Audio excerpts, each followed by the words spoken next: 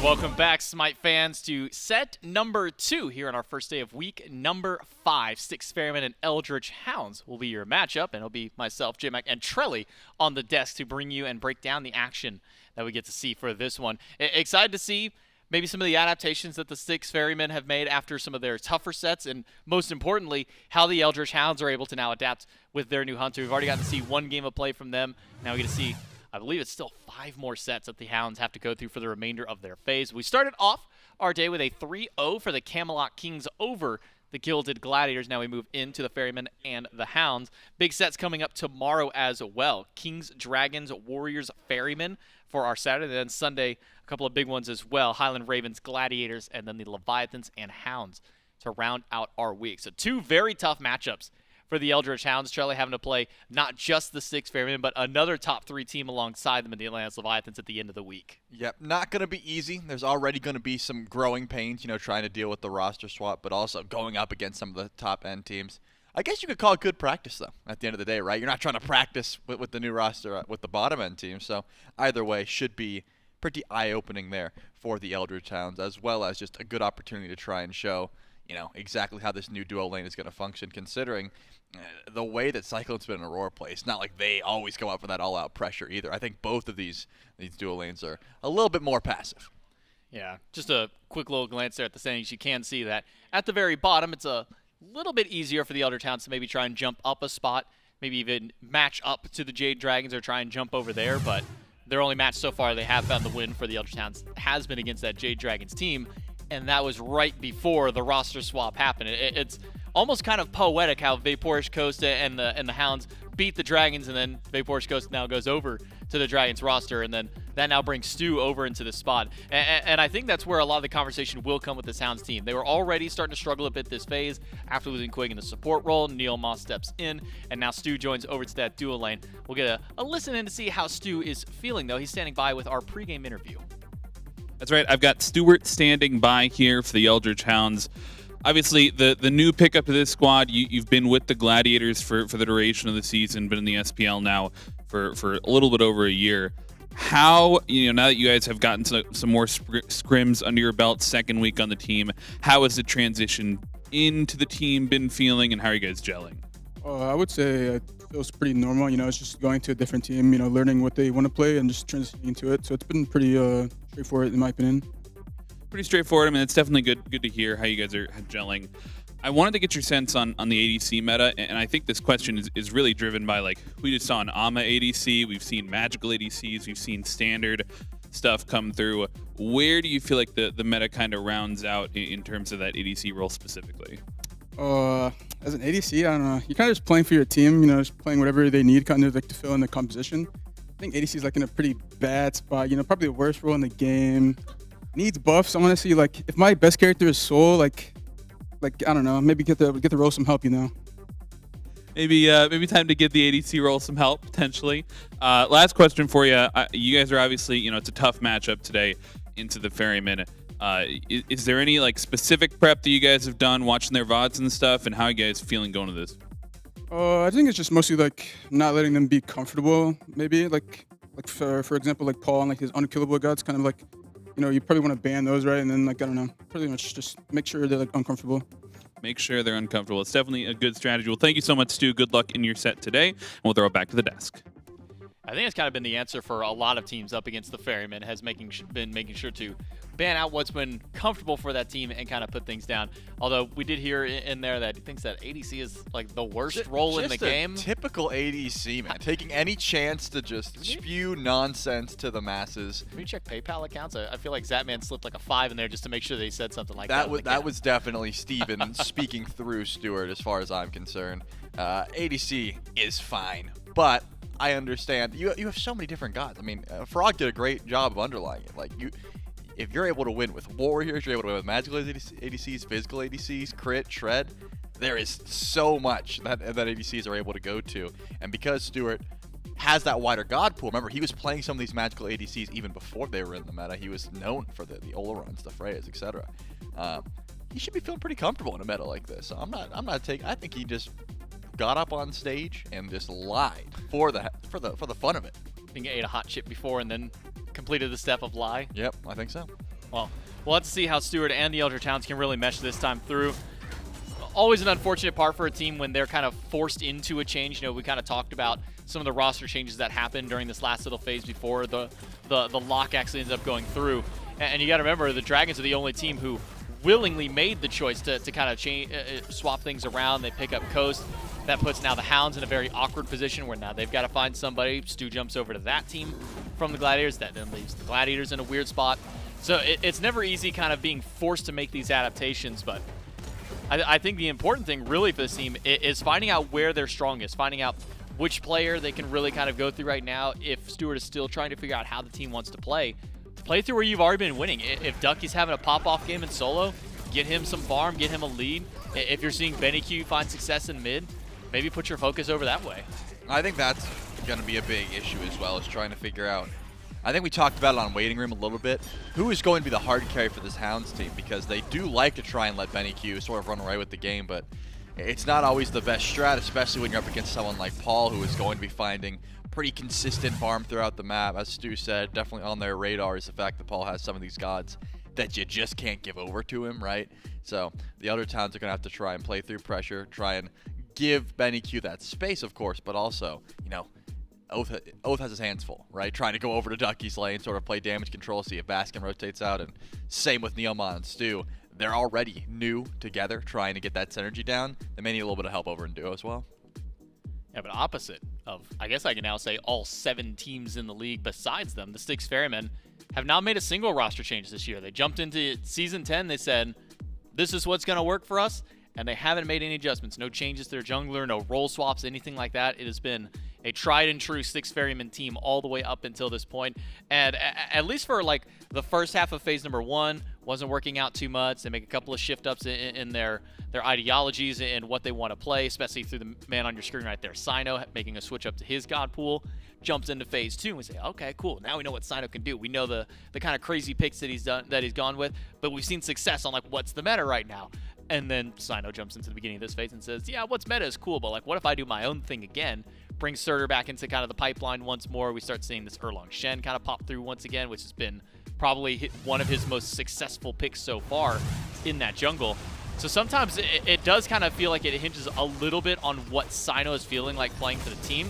It doesn't always necessarily become a hyper carry. It got on a record by quite a few of the players on the team in post games. You say, what's up with Cyno? What's he doing? They say, he plays what the team needs. If the team needs a third frontliner, Cyno's always happy to play that for us. I think they're all just conditioned to respond that way, because it's very rare in any draft ever that you're like, man, we really need a third frontliner here. We definitely don't want a Pele, you know, like a full damage hard carry that jungle currently is just arriving with at the moment. But yeah, that is the way the Ferrymen like to play. More often than not, we get to speak to Baskin a fair bit in these interviews, and the conversation is the same. And Cyno is here to facilitate Paul. That's our guy. You know, we're gonna let Paul sit back. We're gonna let him pop off. Cyclone doesn't usually need that much assistance. We sort of leave him alone, and we try and get some of those hard carries. But again, got to reference Waiting Room here. We talked about it a fair bit.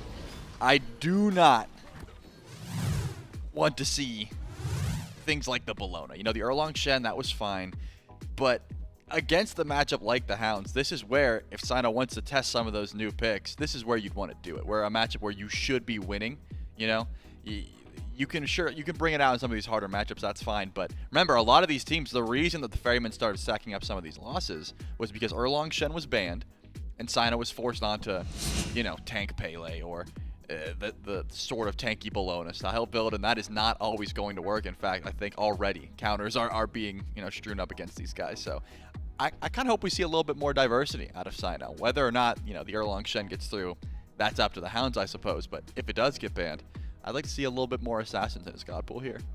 Yeah, we have seen, at least from what I can see, 5 different picks, at least in the last 6 games that Cyno has played. And only ones that he has overlapped has been the Ratatoskr, which has been one of his big picks that's been able to find success for himself. So we'll see what gets drafted up here in game number 1, picks and bans between the Ferrymen and the Hounds.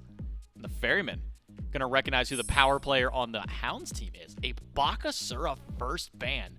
Not even like this god is meta or anything. This is just a shot directly at Oathhh. The Ferrymen say Oathhh is the one who is always controlling the pacing of this game for the Eldritch Hounds. And the Ferrymen are going to continue to ban away from him. Bakasura and Serket, two of Oathh's top picks and two of his go-tos. And then, interestingly, an Athena ban, which we've been seeing how strong Athena has been, especially for those teams who are able to get in that first pick spot. So maybe a little curious to see that this one's banned by the Ferrymen. Not a pick that the Ferrymen want to go to here, or maybe they're just focused on something else, which I was going to say the Baba Yaga would certainly have been a first pick if that pick made it through, but it didn't. The Eldritch Hounds know that Paul hasn't lost a game on the Baba, and they make sure to take that one away. I actually really like the strategy here for the Ferrymen because they recognize when Oathhh is able to get not specifically his comfortable gods, because he has plenty of those, but gods that have pretty good early farm, like Serket, like the Bakasura, mobile assassins that are able to just clear and get out. That's going to be a good look for them. So taking that away, a smart call here for the Ferrymen. They're going to first pick that Raijin, but two of those picks that you let through, the Amaterasu and the Yemoja, that's a scary top two there for the Eldritch Hounds. I think they're fine to take that trade. I don't think the Raijin really commands as much presence as it used to, whereas Ama and Yemoja are still top of the tier list for a reason.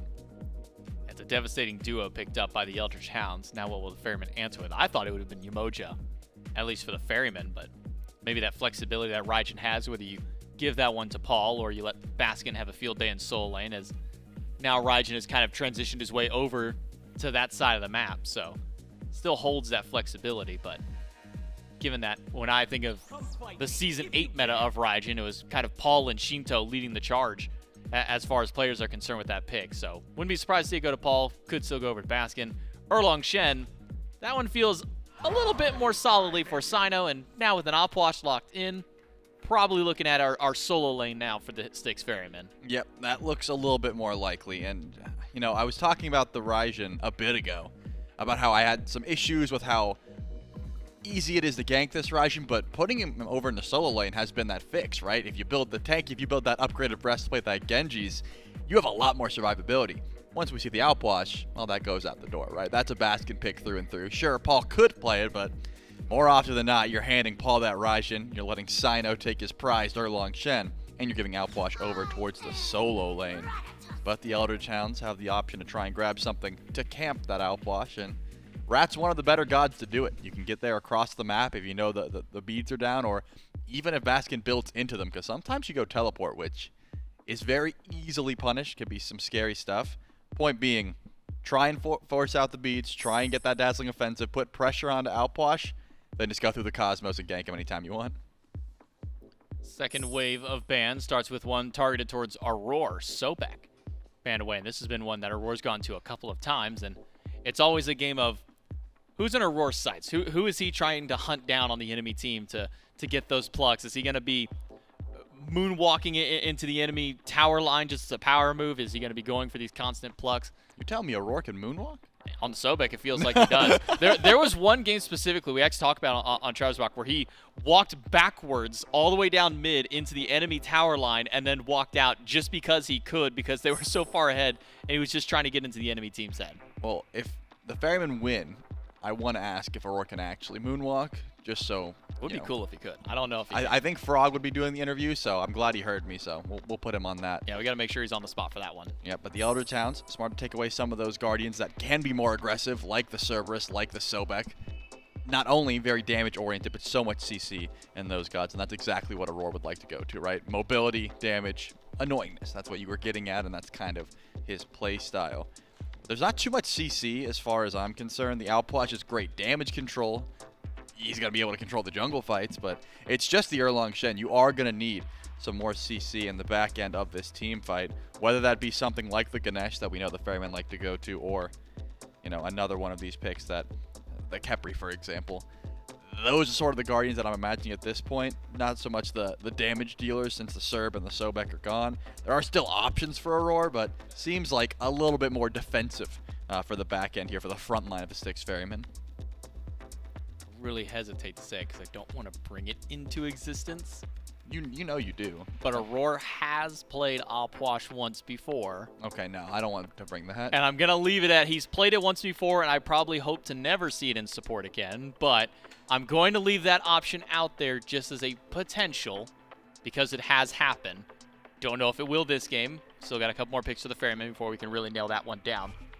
what we do know is what's immediately in front of us for the Eldritch Hounds, because none of this really feels like this is kind of flexing out of their ordinary. I love this Olorun pick for Stu. It gets him onto one of his best picks, something that he can be comfortable on, and something that can really help control these fights. I mean, Yemoja Olorun as a dual lane, I don't want to walk into that at any stage of the game, whether it's level 5 or level 20. Yeah, that's going to be a lot of pressure, and especially that early buff clear, which kind of dominates who gets pressure in the early game, right? Who is able to clear all 3 buffs as quickly as possible.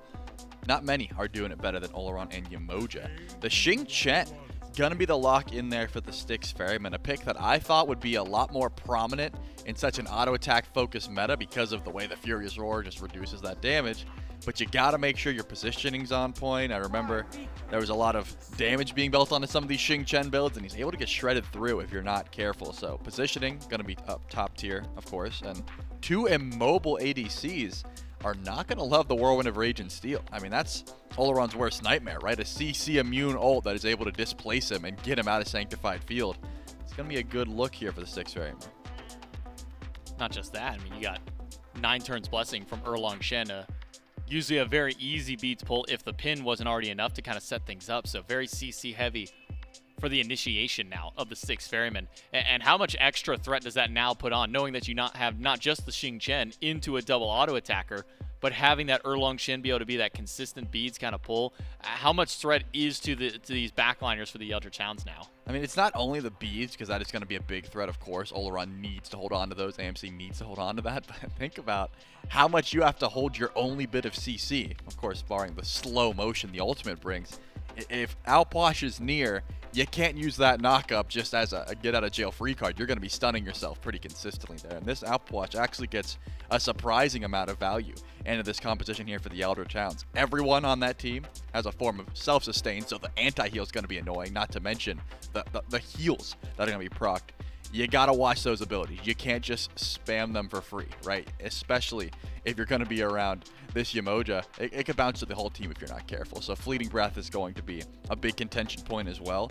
I'm very curious to see the Alposh build, though, because so often it was at the start of this Alposh solo sort of meta that Baskin has started going for. It was like tablet and then full tank. And then he's like, I'm kind of doing a bit of damage here. I'm going to throw like a Soul Reaver in the mix. And then last time we saw it, it was just pretty much all damage. Like he threw like 1 tank at him and he was still unkillable. So I wouldn't be surprised if it's just full damage Alposh with like a breastplate at this point. And then you think, oh, I'm just getting hit by a corpse explosion. It'll do like 300 damage. You get half your health gone and then the fight's over. Well, it almost feels like a Hades 2.0, but from range. Like you can do similar levels of Hades damage, but you don't got to be near it at any point for that one. But we do have a little bit of a spoiler.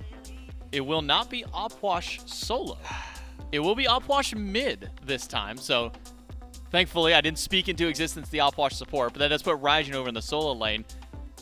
Now we can probably get the answer of we're not likely going to see much tankiness in this Opwash compared to where it might be in the solo. Likely just the breastplate, which is kind of the Paul special they likes to build into there. Right. So now having those two may just kind of swap. Does this maybe kind of change the dynamic of this team a little bit? I like it a lot better for the Raijin. That's what I was saying, right? There's so much CC on the side of the Hounds that can interrupt Thunder Crash. If you build them tanky, it's not as impactful. It's not as punishing. Well, it's a big match here for the Eldritch Hounds and the Styx Ferrymen as we get ready to jump into game number 1. Who will take the lead in this first game? Let's jump it over to Frog and Mifflin. Thank you so much, J-Mac and Trelly. Styx Ferrymen, Eldritch Hounds, game number 1. You've got Frog, you've got Mifflin, you've got Doug on the Observer as well, taking us through the battleground. And I'm looking to see the poll here because, you know, Mifflin, I'm a big fan of the underdog story. And the Hounds, you know, if you're just looking at the record, this is one that the Hounds maybe not favored in, but man, Twitch chat's got some confidence in them. That is higher than I would have expected. I was expecting sub 30%, but they're feeling good about the Hounds. Yeah, I think they should be. The Hounds have been looking pretty decent overall. We're still in that growth period with Stu making adjustments to the new duo lane. I think probably properly rated here by Twitch chat. A few of them playing a little fast and loose with their points. But overall, I think properly placed. The Styx Ferrymen, though, interesting composition, maybe weighs in on that voting a bit. I'm not the biggest Opwash guy on the planet. I feel like most of the time I see this pick isn't exactly looking the best, but maybe Paul's cooking something up different. Has some decent interactions into the entirety just about. Eldritch Hounds composition, though. What is happening here? It's an Aror invade. is just taking the purple buff and all of their buffs away from Cyno. Blinks in. Auror's low, but the double taunt here will come through the root rather. See ya. Stuart needs a couple more autos. See ya? Question mark? No. No. 2 autos off the mark for CycloneSpin. Oathhh Yikes. comes over, and Aror, he gets left alone in the backline. Not only do they not steal away any buffs, but they lose their support for trying. And CycloneSpin still hovering nearby. Needs to play smart on that dash. I think just dead here, Stu. Credit for the kill.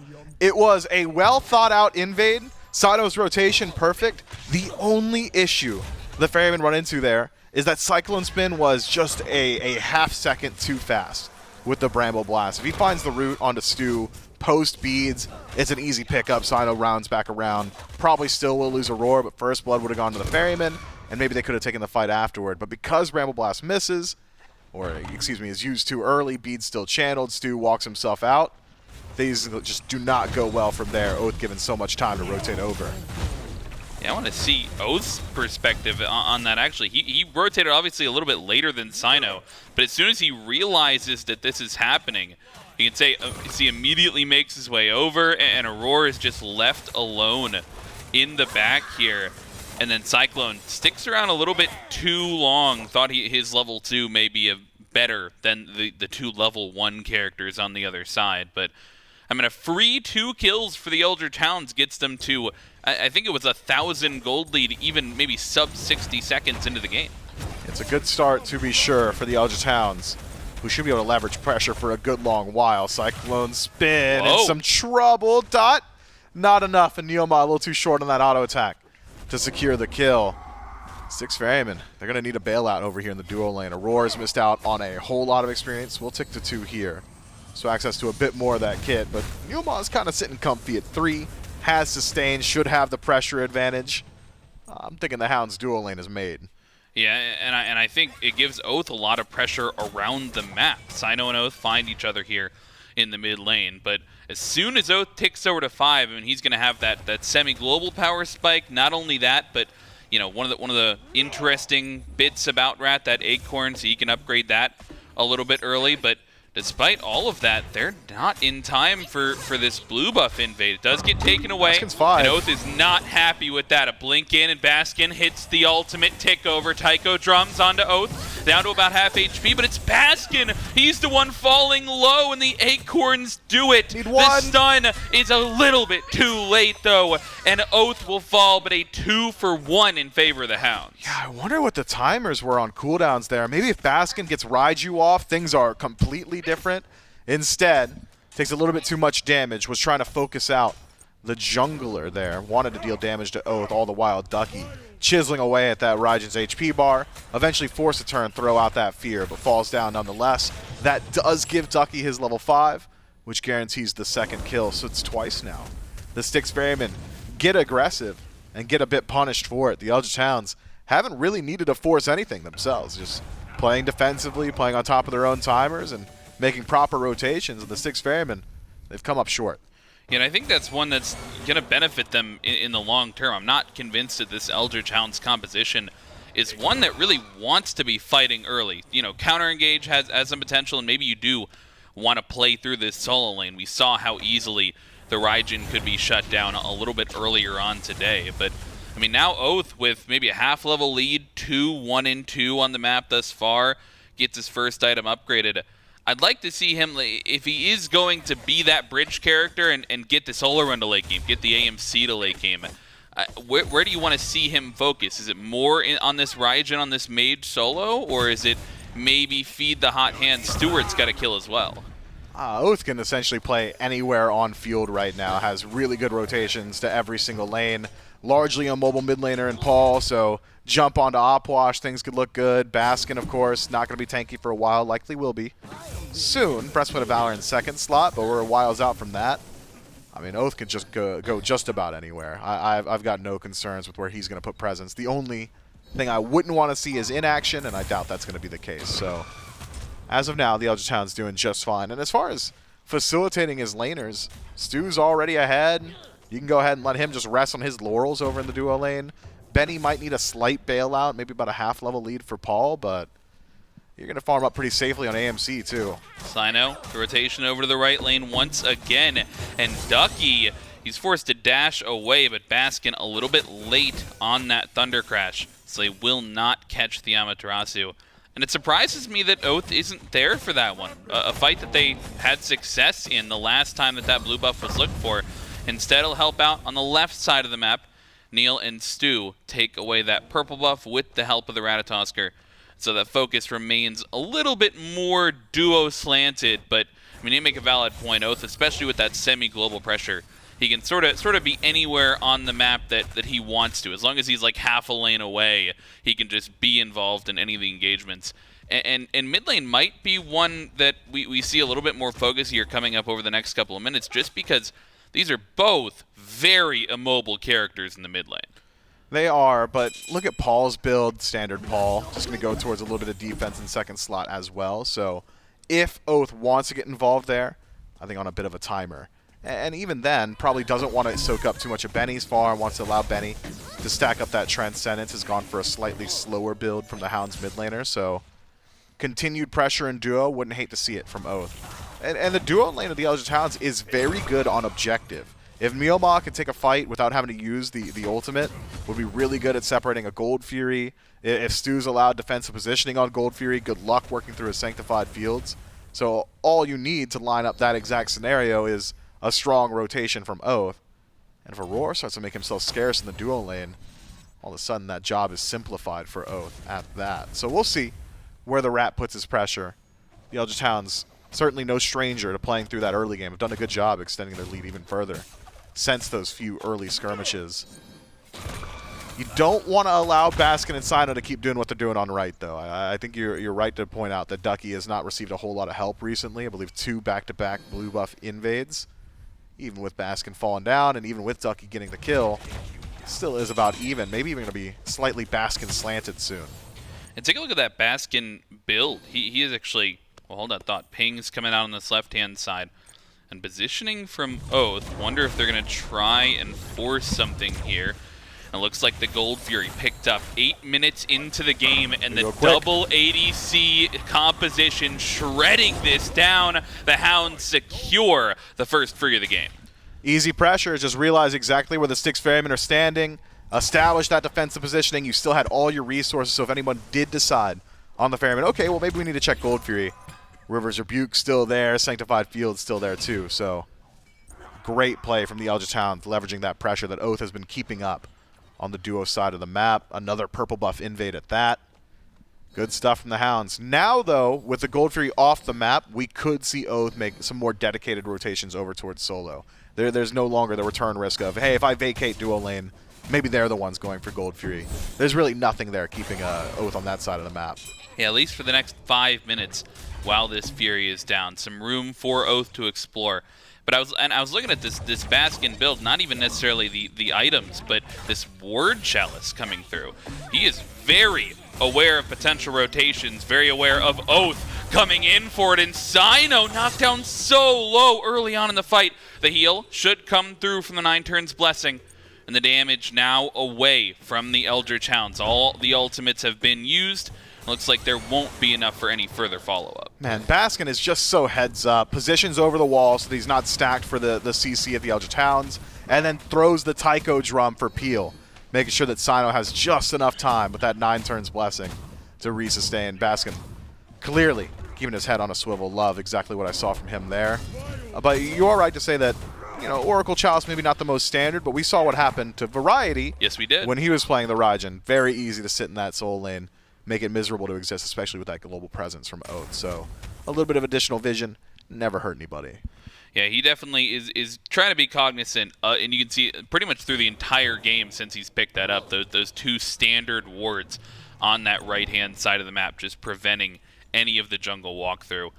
But it's been this left side of the map that has had a lot of the focus, and I'm wondering your thoughts on how this might come through in the team fight. Certainly, Stuart with a 3-level lead, a 2-level lead for NeilMah, you're going to be feeling good regardless. But this Xing Chen pick is one that's a little bit more interesting to me, just because not a pick that we've seen too often, and he's actually about to get some buffs in in the upcoming patch, but those have not come through just yet. Just something NeilMah elected to go into, I think, because of the enemy composition. Yeah, Aror picks up the Xing Shen for the triple auto attacker on the side of the Eldritch Hounds. Stu, Benny, and Ducky to a certain extent gonna feel the reduced damage from Ferocious Roar, as well as just great CC lockdown. If you're not really concerned with leaps or dashes preventing your ultimate, I mean, you got an easy time lining them up. CycloneSpin under some serious pressure on the left-hand side. NeilMah basically just tanks the entire tower. On the other side, though, Cyno, maybe trying to find something onto Ducky. Cyno has not wavered at all. He has not blinked. Oathhh has been like, I'm just going to put your duo behind. I'm going to be successful in doing it. Clear by the level lead here. And you really should show up for your purples. Like, I'm daring you to show up for a purple and help your duo lane. And it just hasn't happened. Instead, Cyno is continuing the pressure in mid and on the right side. And maybe it's for this reason, trying to get Baskin involved, but the cripple and the stun, everything is timed beautifully. And the Eldritch Hounds, they respond perfectly. Both members fall. It's again the Ferryman getting a little bit aggressive on map, and the Hounds are just there to prevent any bit of it every single time. I understand why we don't see Cyno over in the duo lane. You're playing into an Olorun who has not been forced to use any of his resources defensively, who has a massive lead.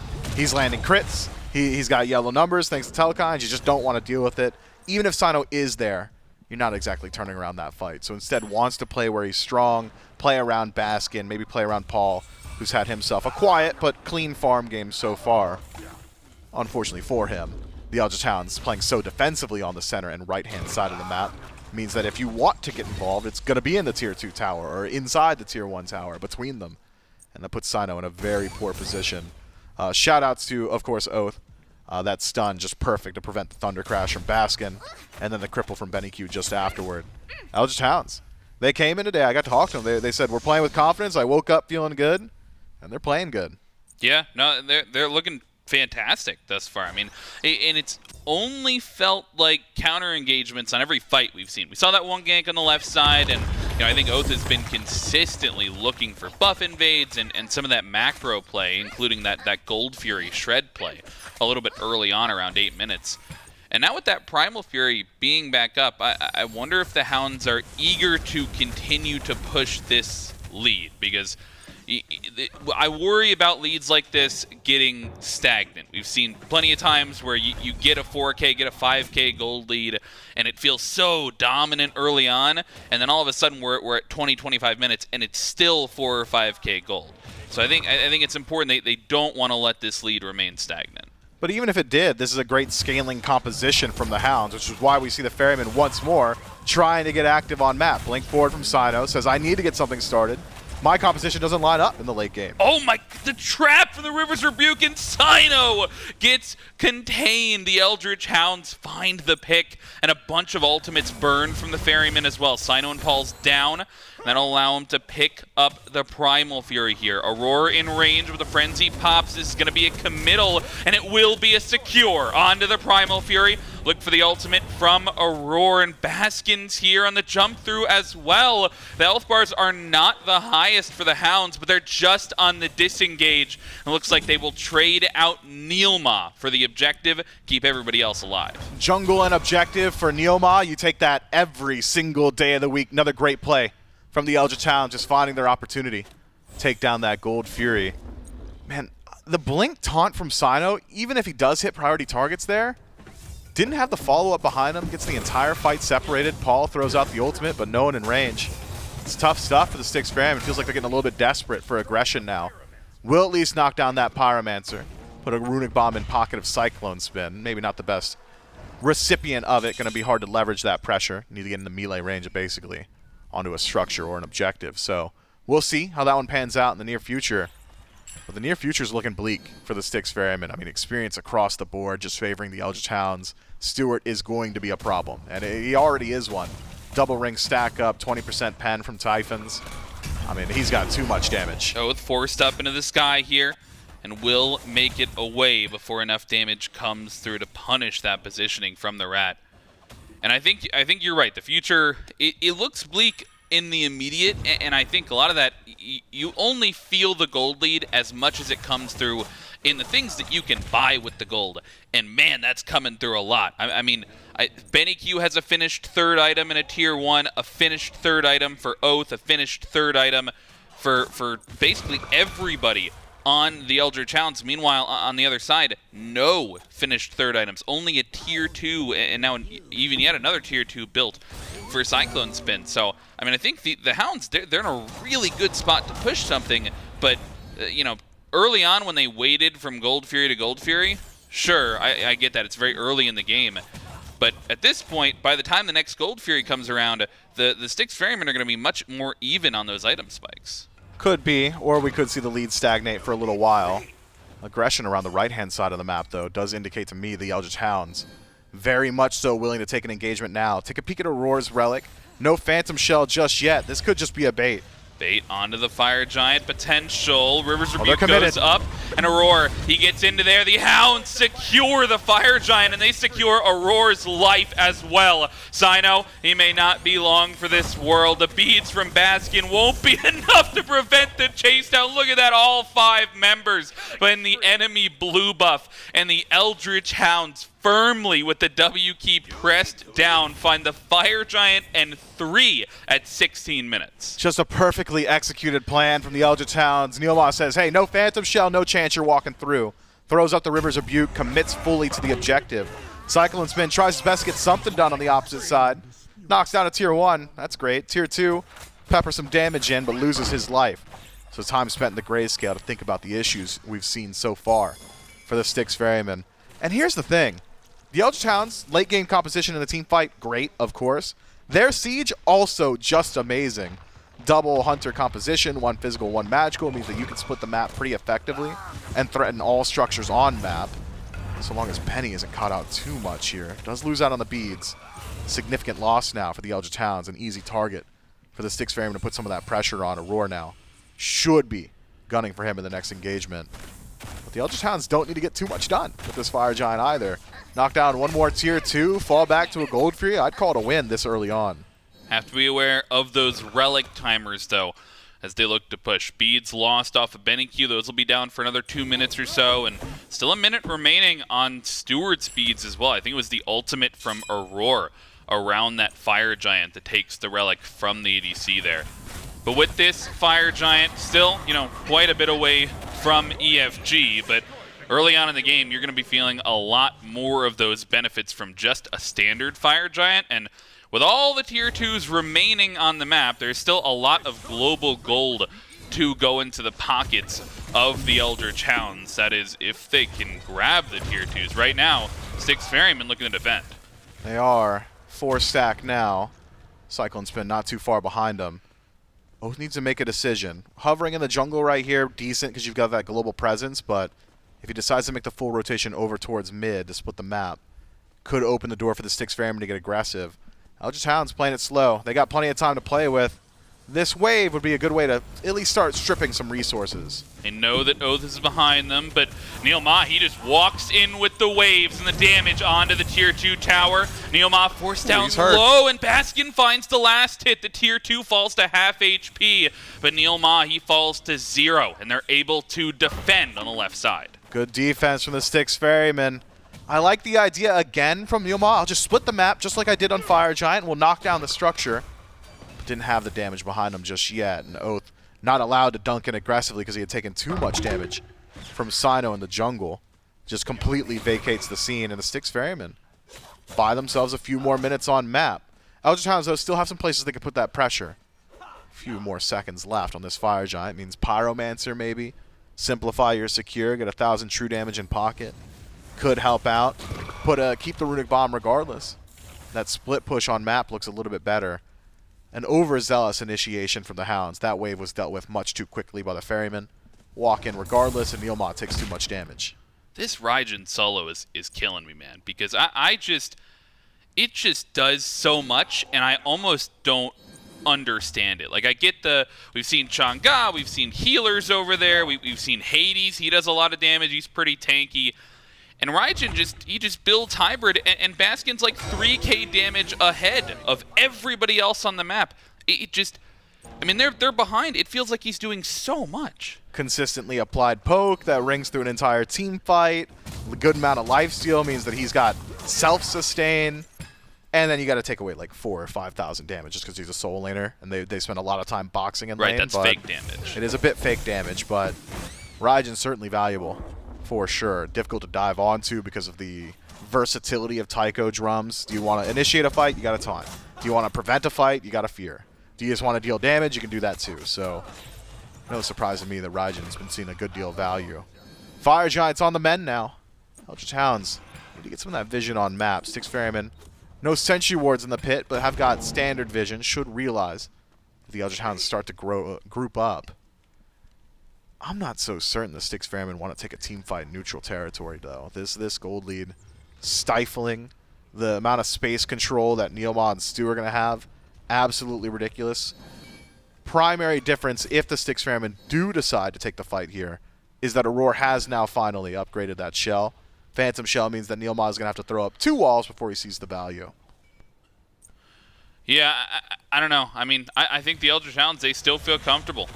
And Fire Giant, it's on the menu. Styx Ferrymen, you're absolutely right. No cause to step up for them. Instead, just going to give away the standard Fire Giant. There will still potentially be a whole other Fire Giant still before we get to that EFG territory. So early on in the game, just grabbing that buff where they can. On the other side, Styx Ferrymen going to counter push, take the tier 2 for themselves. That means there are not as many members here to defend this one, and the Eldritch Hounds, for now, will trade out structures. Tier 2 for tier 2, so net neutral on the gold. Would need to find a bit more pressure, but look at the waves. The Styx Ferrymen have already pushed up mid and left so significantly. It's going to take a while until the Eldritch Hounds can start to move in towards the Styx Ferrymen side of the map. You can at least grab the neutral farm, and Primal Fury will simplify later Fire Giants, put a little bit more gold in their coffers too. I think the Eldritch Hounds should at least try and burn through that Phantom Shell. Take a non-committal initiation, just have NeilMah throw out the ultimate, see if you can maybe catch one, but it's really just about getting that relic off of Roar, so that once you do commit to the siege a little bit later on, maybe that River's Rebuke gets a bit more value. Slow play from the Eldritch Hounds. We've already talked about their siege. It's still good. I mean, double hunter composition, strong front line, global presence from Oathhh if anyone decides to overextend on the Styx Ferrymen. Everything lines up. It's just about whether or not they can make contact with some of these priority targets, and if they do, can they secure the kill? Because Paul, I mean, he's essentially gone unchallenged so far this game. Yep. Hasn't exactly had to use his relics, has a good deal of sustain and kit, and then also just has massive damage output and decent ability to keep those waves out. CycloneSpin has gone challenged, 0-3 in the 0-5 duo lane for the Styx Ferrymen, but he's still hitting his power spikes. What was it Variety said? Doesn't matter if I'm dying, if I'm still dealing damage. Dominance, kin size, executioner. He's dealing the damage. Eldritch Hounds now have to figure out the answer. They got crushed in their last left side siege, but the work they had done is still there. Half health on the tower. Feels like you should be able to knock that one down. I doubt the Styx Ferrymen really allocate a lot of resources here. Yeah, last time, it was pretty early in the game. They sort of rested their laurels on the lack of damage from Stuart and BennyQ. Didn't have those power spikes quite yet. You can see how quickly that tower falls now that we're just a couple of minutes later. With these Titans pushing down mid as well, that might be the focus for the Hounds on their mid push now.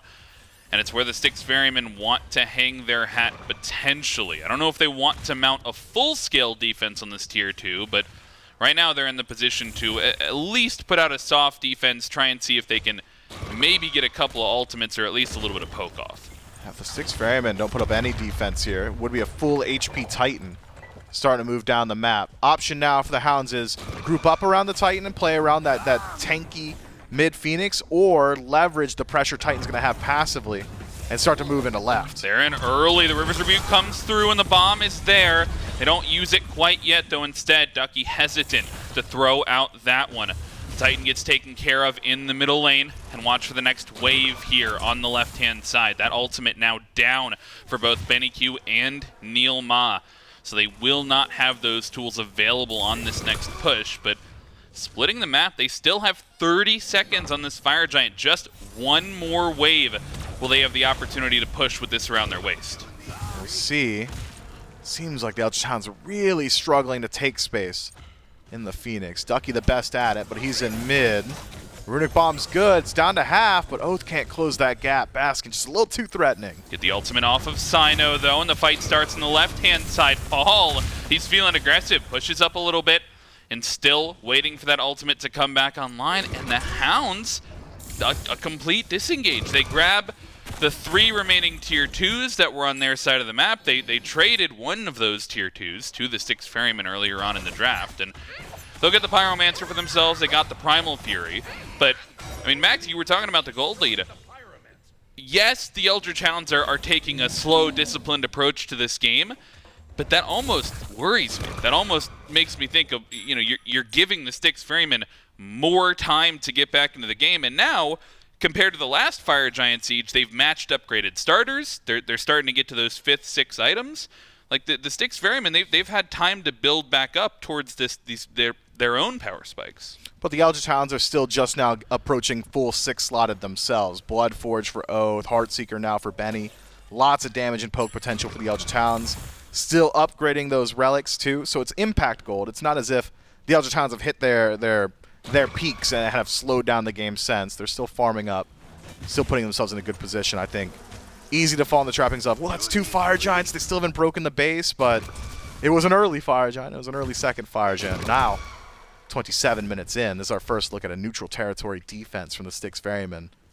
Willingness is high, but look at the poke potential. Oathhh just throwing out the acorns from range. Benny, since he's gone for the Bluestone Brooch, can just connect Honey just once from absolute max range, and it's going to do significant damage to whoever it connects with. This poke battle is just going to favor the Hounds, who've also got the defensive positioning. Got to put up a defense. Let's go into a listening with the Hounds as they're looking for the fight. No dash, no dash. No jumps. I'm here with you guys. Xing in the back. Yeah, I saw you No guys. jumps. Nice, Ducky. Can you come back? Stay together. Xing. I got you. I got you. I'm help in the back. Help in the back on Stu. Help in the back. Oh, Yep. that's That's good. Good job. We need to heal now.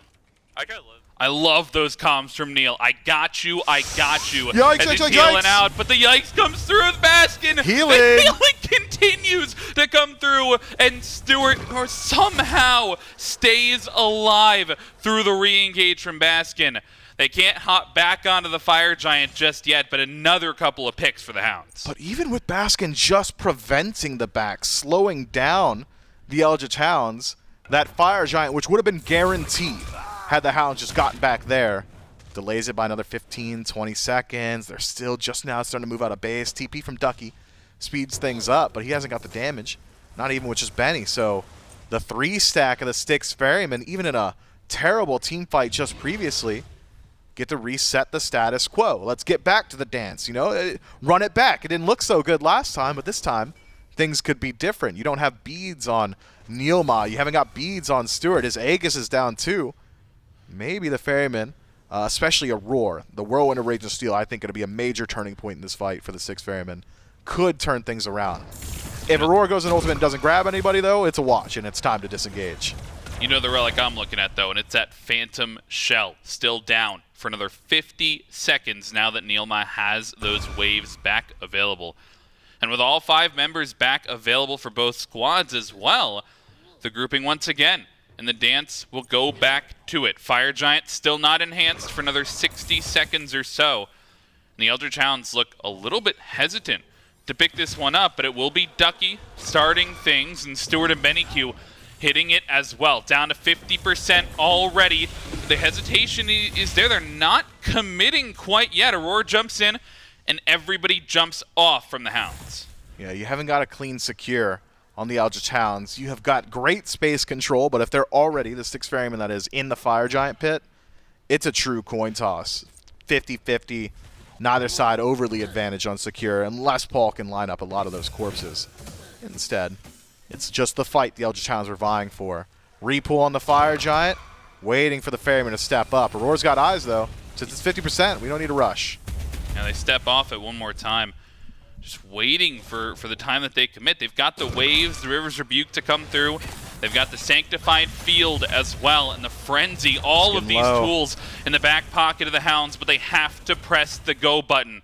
And it might not be now. Once again, They get it down to half health so quickly, Mifflin, but they just are unwilling to have that coin flip. They're waiting for somebody from the Ferryman to overstep. Oh, they're leveraging the sustain and composition, the poke potential too. Here it is. There's the commit. Fire Giant's low. Oh my, the steal almost there, but the Hounds, they secure the Fire Giant and they secure the life of Aror as well. The second time this game, they find Aror trying for that steal. And a beautiful in and out on the pull. Not only it gets them the Fire Giant, but it gets them to EFG as well. EFG means that they don't have to wait for this minion wave, but they might anyway. 40 seconds left on Auror's respawn. Styx Ferrymen got a lot of damage to play with, but not a whole lot of front line. 5 versus 4 here as they push into the bird. And NeilMah down to half HP, but the sustain, you mentioned earlier, they've got the potential to just wait it out a little bit. I think they still will have that minion wave on the right-hand side pushing up. They don't want to wait for that, though. Aror still on the gray screen, and this Phoenix getting shredded down just a couple of autos and falls down to half HP. But the Eldritch Hounds, they get 2 poked out, have to disengage after poking the Phoenix. Yeah, just taking a little bit too much damage. Between Paul and Baskin, it's just a wall of artillery. The Eldritch Hounds are really struggling to get through. Maybe once you have Scorching Blink on Oathhh, things can get a little bit easier. Just apply that damage, apply that stun, and disengage. Benny hasn't really been connecting the honey all that much either. If you can hit Baskin or Paul, things get a little bit easier. Instead, for the most part, it's connecting with Cyno and Aror. Auror's got an answer in passive, and Cyno's 1 and 5 and doesn't seem to be too concerned about it. Anyway, the Eldritch Hounds continue to butt their head into this issue of how do we break the base. And it's a zero-sum game, it really is. Right side Phoenix will regenerate slowly. The Eldritch Hounds, having collected the waves now, split the push, 3-2 split, 2 in mid, 3 on right, might have the threat they need. They kept it slow, they kept it disciplined, and this is where it all has the potential to pay off. Ducky and Oathhh trying to sneak one away. On the left-hand side, they've got the Runic Bomb. It's so low, but they will not find the Phoenix. They'll take the fight, though, 2 versus 2, and Oathhh forced to use the beads. Ducky has the ultimate expended as well. So low. 2 versus 2 on the other side, though, a fight coming through as well. The washing machine used for Aror and half health for the dual lane of the Ferryman, but knocked down are the Eldritch Hounds. Not enough to push them away, though, and here come the re-engages. Blink in and dash in, and the Phoenix still low, will fall on the Doesn't get it. It doesn't get it. One more auto was needed. They will get the bird on the right-hand side, though. And a Riptide, they're trying to use it to escape, and it looks like the distance is good. They'll lose 1 member, but they at least grab 1 Phoenix. On Cyno in the jungle's caught by Oathhh, a solo kill by the rookie jungler, and now he's got the flank. He's behind everybody. CycloneSpin forced to dash away, but a beautiful Riptide brings in Baskin, and he's trapped between a rock and a hard place. Stuart finds a killing spree onto the soul laner, and now they still have the gas in the tank. They find the pushback with the man advantage on this left-hand side. A wave coming in as well. And Paul, he's got that ultimate back up. This is not a free Phoenix by any means. And you see that corpse field gets used early, but it only delays things. There's still 4-man advantage here for 20 more seconds. And the Hounds, they wait it out beautifully. They push down, they get the left Phoenix. Oathh's got the minion wave in mid. We still have 15 seconds left on nearest respawn. All you got to do is get Stu in range. 20 seconds, and they're in. Oathh's going up, looking for the dive, and Paul is the target. Relic's used, but he's trapped outside of the River's Rebuke, and that'll push him up against the wall. CycloneSpin can't find the escape either. The mid Phoenix will fall, and Cyno and Aror, the only 2 members remaining for the Styx Ferrymen. Relics popped out, but the fire minions, they may just be too much unless Baskin and Cyno, they're coming up. The damage is huge from the Taiko drums. Look at the Titan. It's so low, and they commit to it. They will find game number 1. Styx Ferrymen did a little too much throughout the early game, gave up a little bit too much, and the Styx Ferrymen do lose out. It's the Eldritch Hounds, an early game dominant win for them. Does slow down a bit, peters out towards that 20 to 30 minute mark, but regardless, every single team fight we saw in neutral territory does go over to the Eldritch Hounds. They played well. Love that composition, love the idea. No over-aggression, no over-commitments to objectives. Play it slow. Pull the Fire Giant, reset, heal, rinse, repeat until eventually things just line up for them. Always waiting for that perfect opportunity. No, they were worried on the desk. This up wash seemed like a great pick. Had a lot of anti-healing into the huge amount of sustain that was, but if you just spend your time out of the fight, you just sustain with Yemoja and Olorun, and you're just healing up out of the fight, you just have full Phoenix engage after full Phoenix engage, one after the other, just cycling through, and so much patience from the Hounds. They come out with fire in game number 1, and they take it to the Ferryman. We'll see how they bounce back in game number 2.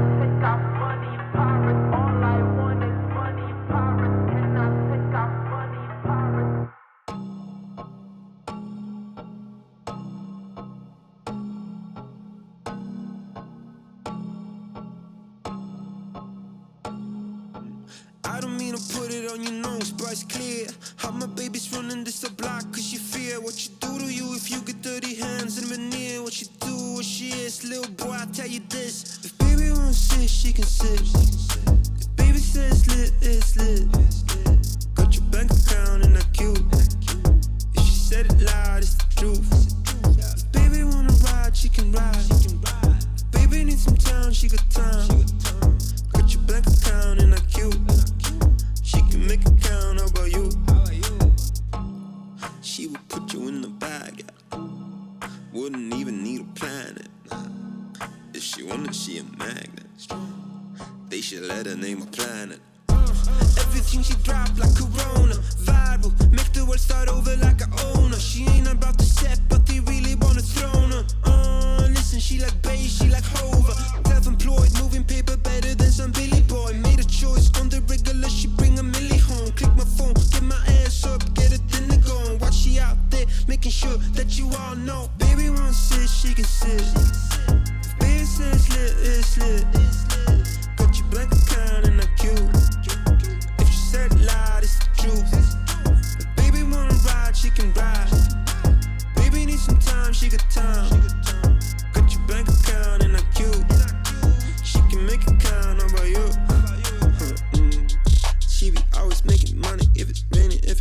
She make time to call me honey every day. Drop a couple bands on the click, they need pay. Then a couple more on the tip, baby saves. That is just the everyday, imagine holiday. If I get the 50 cent, she get me holidays. Signing with to fly, if you meet her, know it's true. So if she ever asks you, you know that baby won't sit, she can sit. If baby says lit, it's lit. Got your bank account and I'm cute. If she said lie, it's the truth. If baby wanna ride, she can ride. Baby need some time, she got time. Got your bank account and I'm cute. She can make it count, how about you?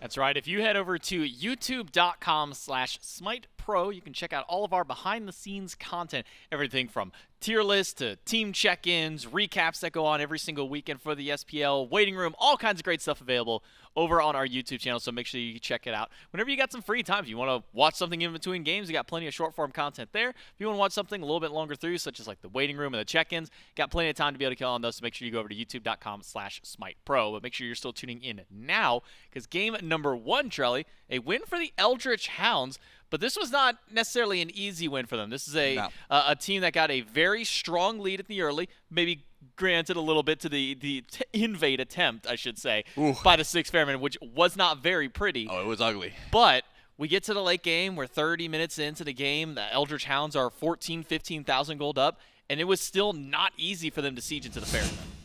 I will applaud the attempt to form a new strat here. We have seen regular invades where you clear just a little bit faster and you show up and you try and take, the support tries to take purple. But going in for that invade, dropping the kill onto Stuart, and I mean, when we saw the replay, it really goes to show how far Oathhh had to rotate to get over there.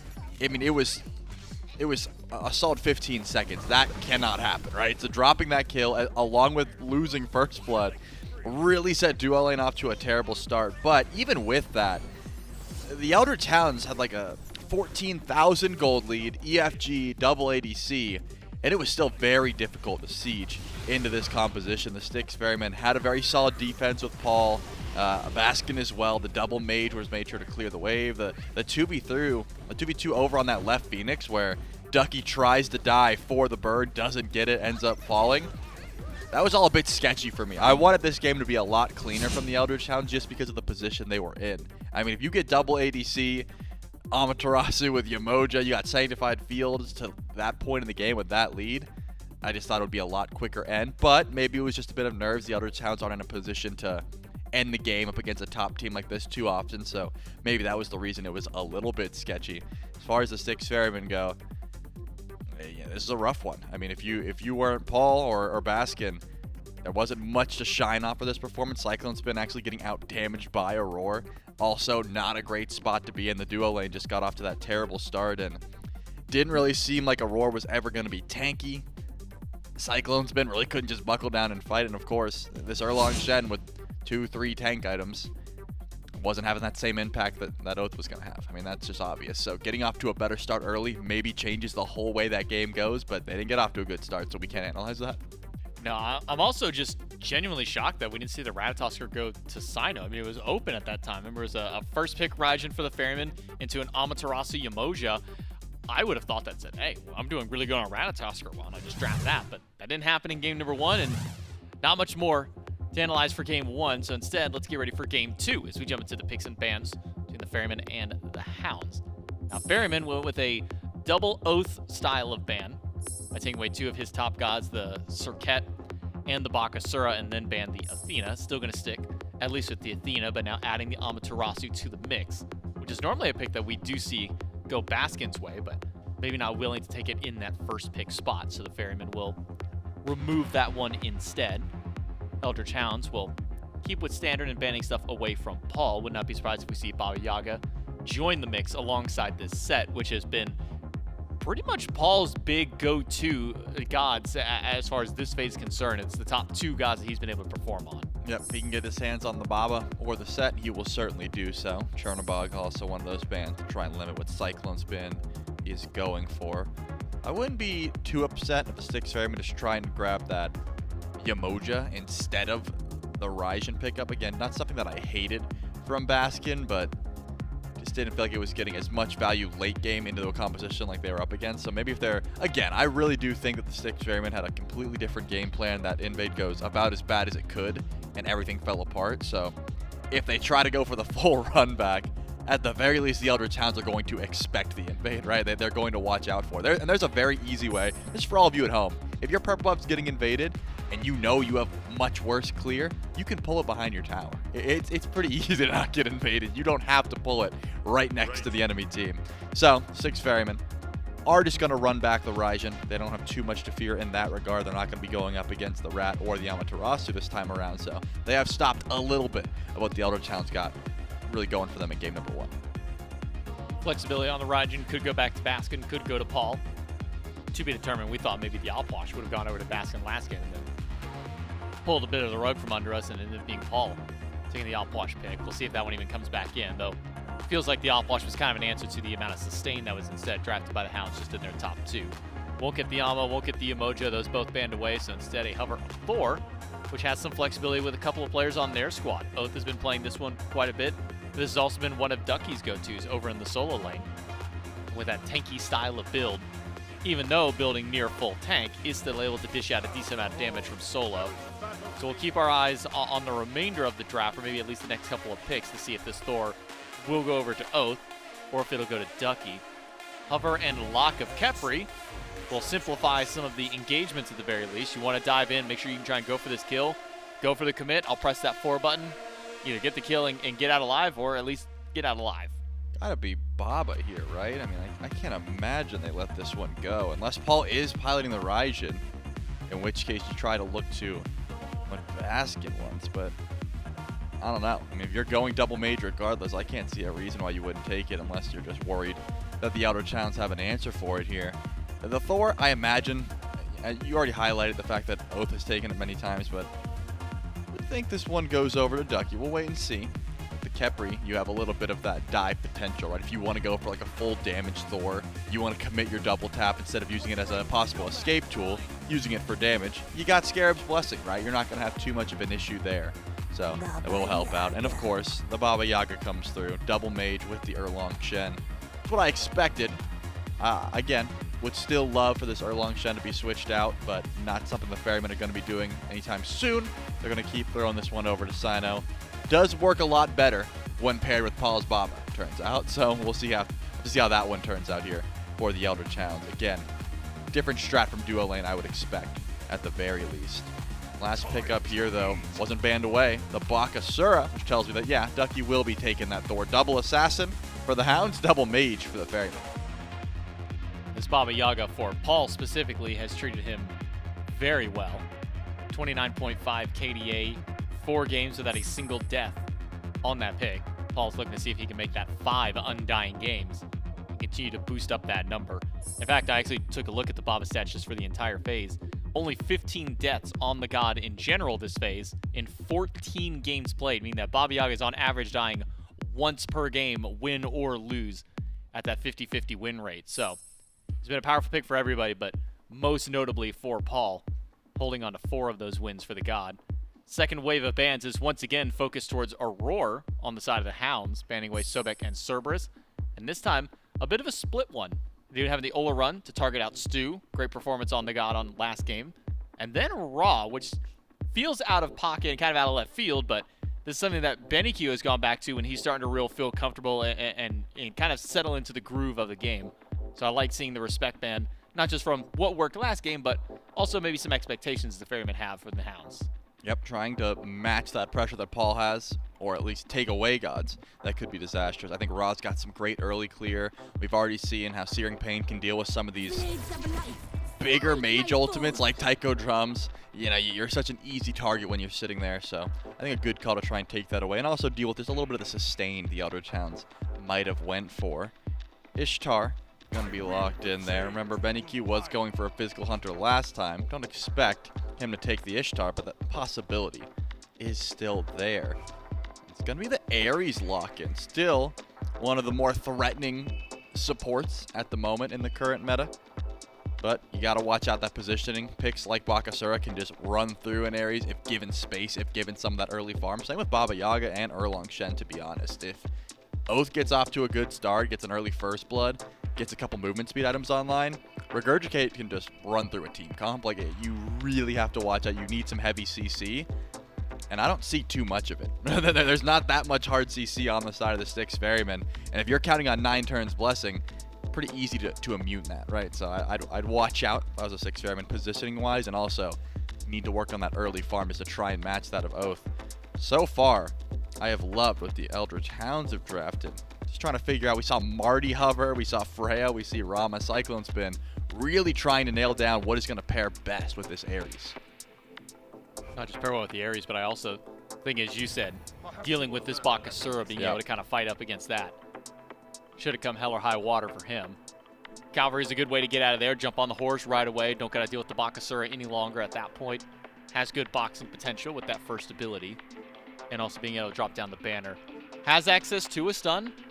Got to be able to hit the dash, you know, both parts of that one, stop it out. So I think the real threat comes to exactly as you highlighted. How do you stop this Bakasura once he pops that Regurgitate, starts running at you? You have the Thunder Crash and then 9 turns Blessing at this point, and then maybe a stun. BennyQ, no stranger to this pick. I love this Saw strat. during his time in the SCC when his squad would go up a game in a best of 3, be 1-0. You'd see BennyQ snap lock in the Anubis for a game 2.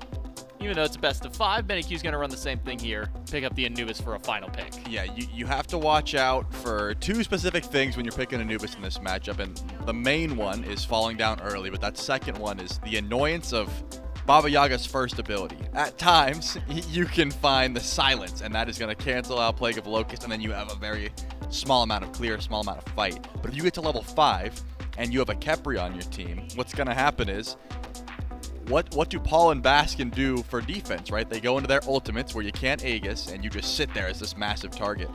It is almost impossible. I say that because, you know, there's a lot of things in Smite that seem almost impossible what happen, like, you know, Krakens failing to secure objectives, things like that, to miss Anubis ultimate on those big targets. The counter is, hey, he's standing still, just kill him, right? Now there's a Scarab's Blessing in play. I actually really like the Eldritch Hounds draft here, if they're able to get ahead or at least stay neutral. Of course, they just get snowballed on like every other composition. If you have an immobile mage like this or a Khepri that is just going to get killed, the Styx Ferrymen, they have the ability to sort of run through the duo lane with the Ares. I think this Khepri is such an easy target to try and hit some shackles on, get the flames, get some early clear. I don't think we see the Ferrymen go in for another invade the way they did. I would imagine it's, hey, we're going to get some good clear. Auror's going to go in for the solo invade, see if he can steal something away. And if not the end of the world. We're not going to overcommit for a death and let Oathhh rotate over. That's not going to happen. But Ares still has some of the best early clear in the game. You can still attempt a purple buff invade just to see if you can steal it away with a lucky chain. Now, for this Eldritch Hounds team, you know, you kind of mentioned some of the highlights of this one, the turn and burn potential, the double assassin going through. Is the Khepri kind of the thing that holds all of this team composition? Is he the glue that really makes this one work? Or is there like another Guardian that could have slotted in that place and still?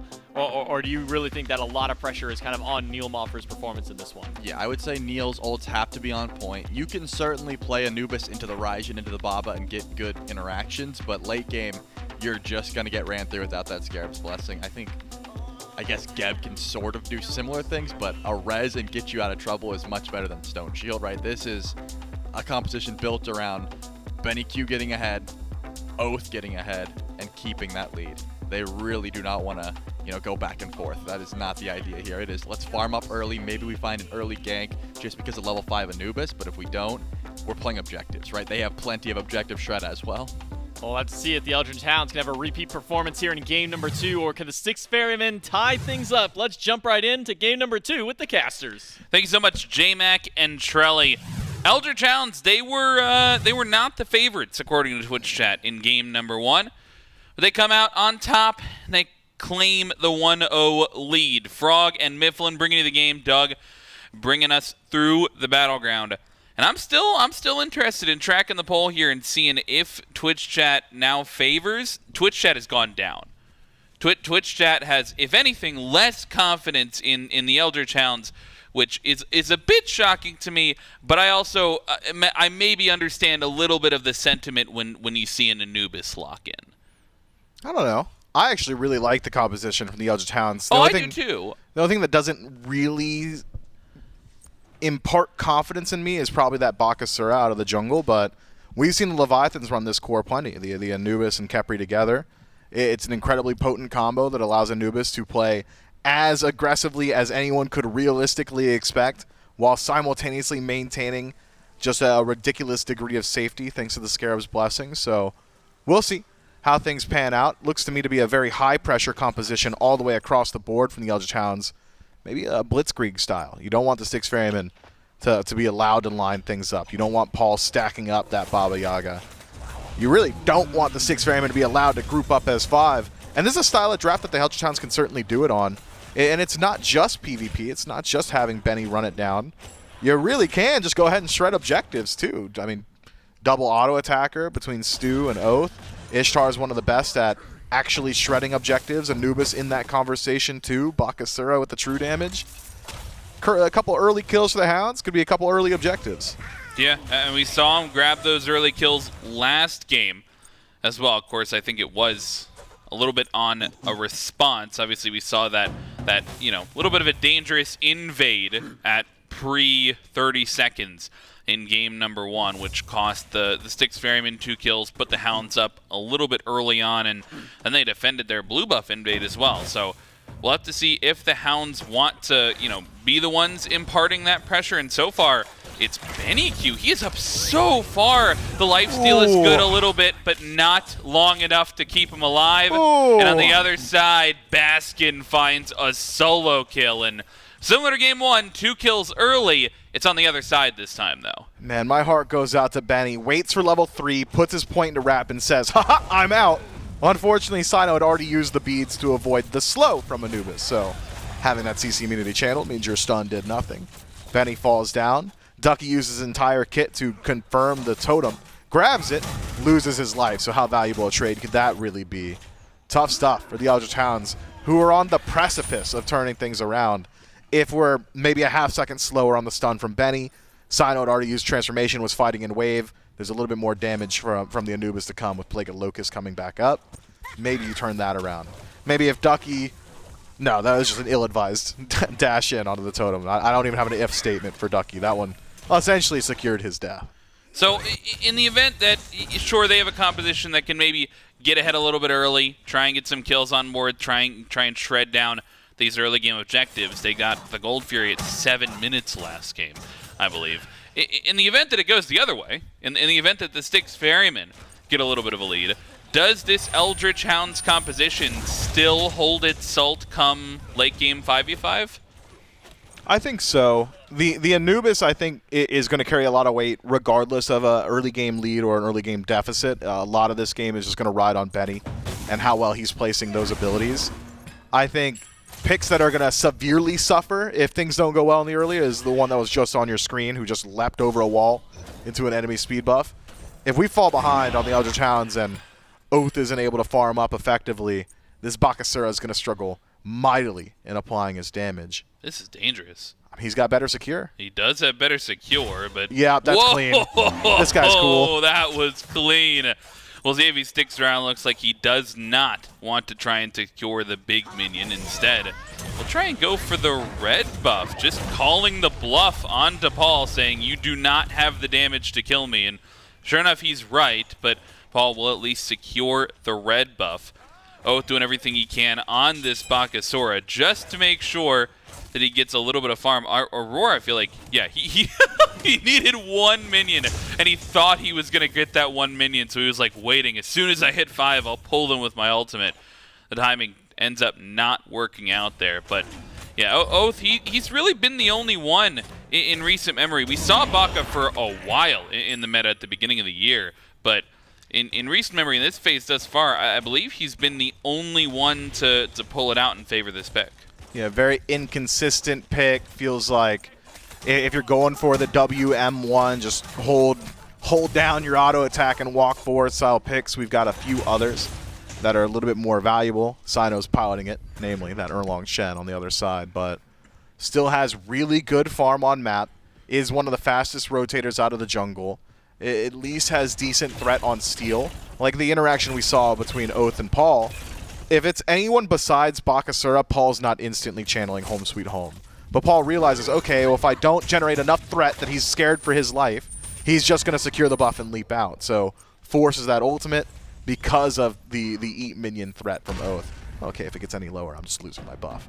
So I like that. Oathhh clearly playing around his strong suit, says, I'll be in your jungle, I'll make you think twice about what resources you can use, and find some value off of it.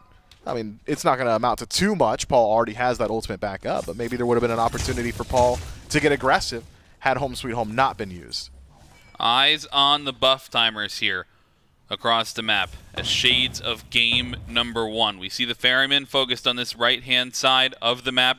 This blue buff sure to be taken by the blue squad, but that's because Oathhh, he's on the left side of the map, and Aror pushed way up in this lane.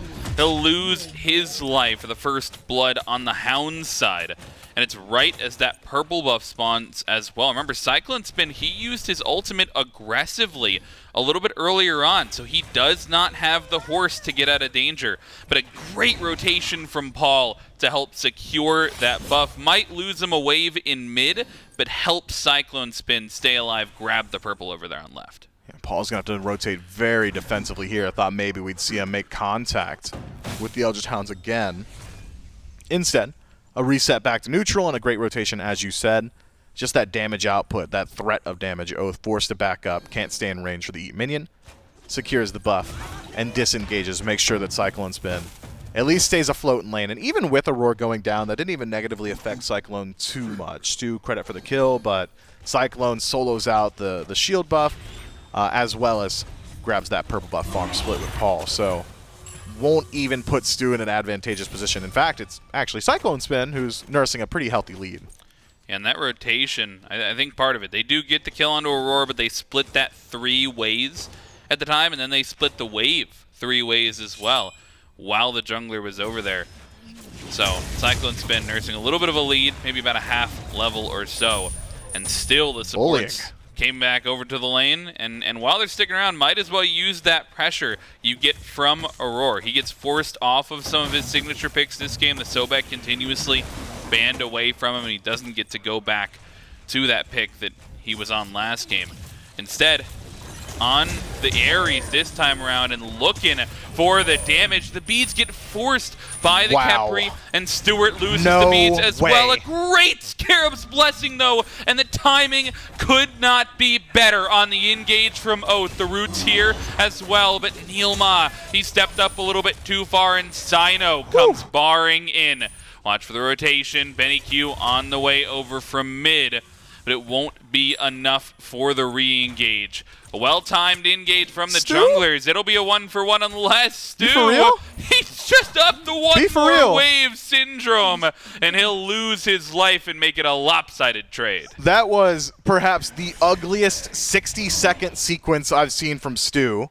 Ults too early, gets pulled in by Ares anyway, forced to bead so that he can dash out immediately afterwards. It loses out on all of his CC immunity.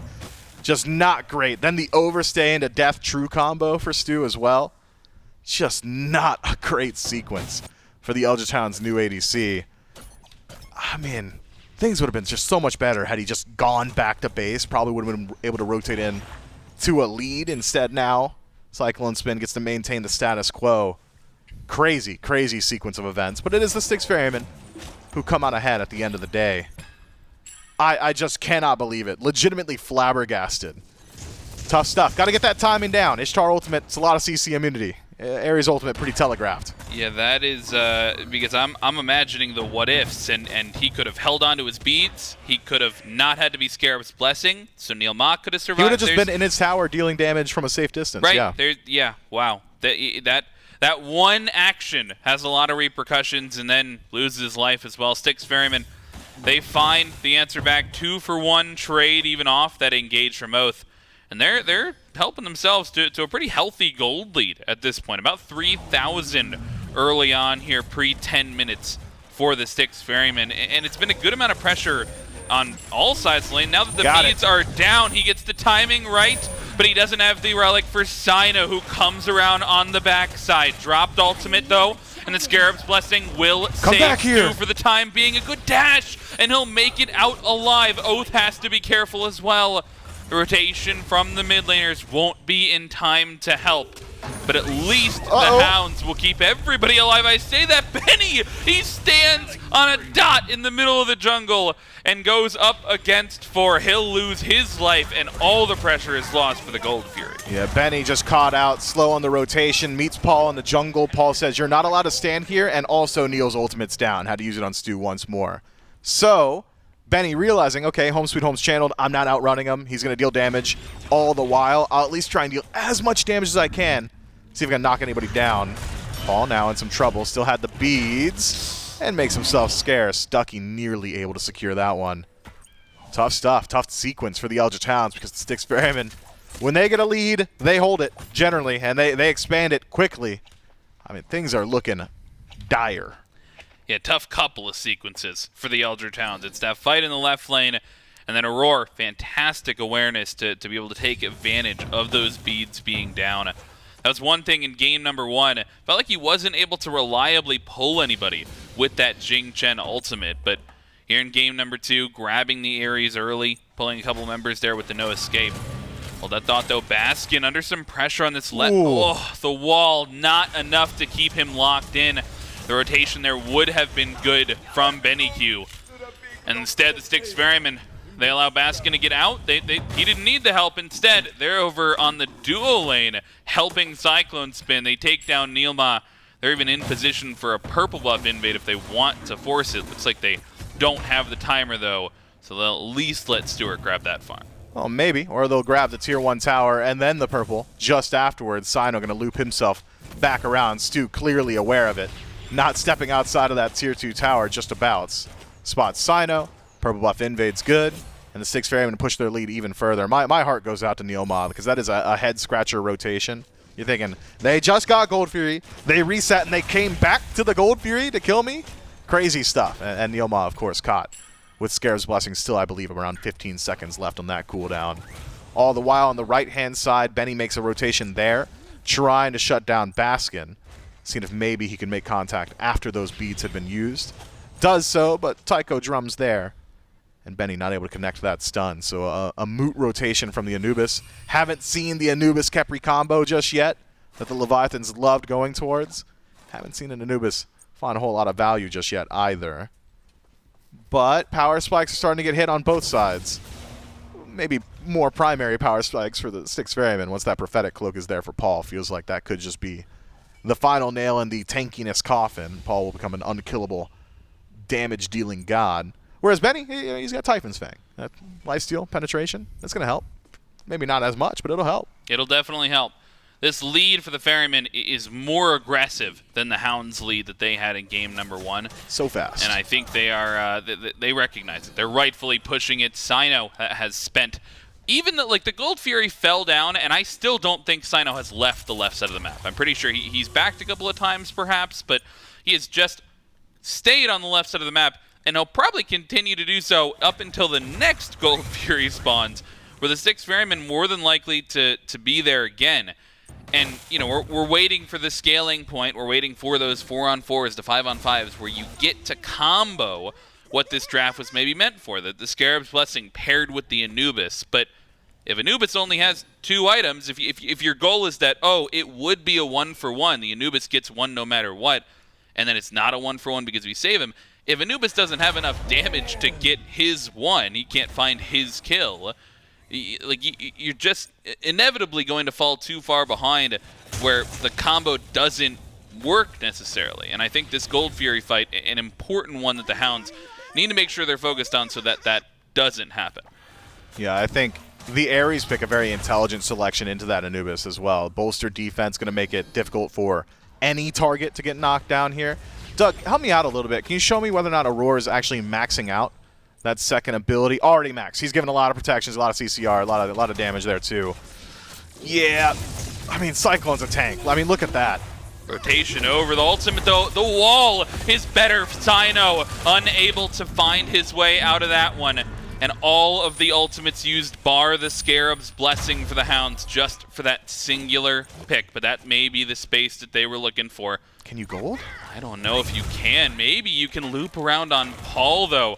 He finds the dash early, recognizes the rotation is coming in, though. And with Oathhh backing, I think that will be the end of their opportunity. 4 ults for Cyno, but you lose a tier 1 mid tower.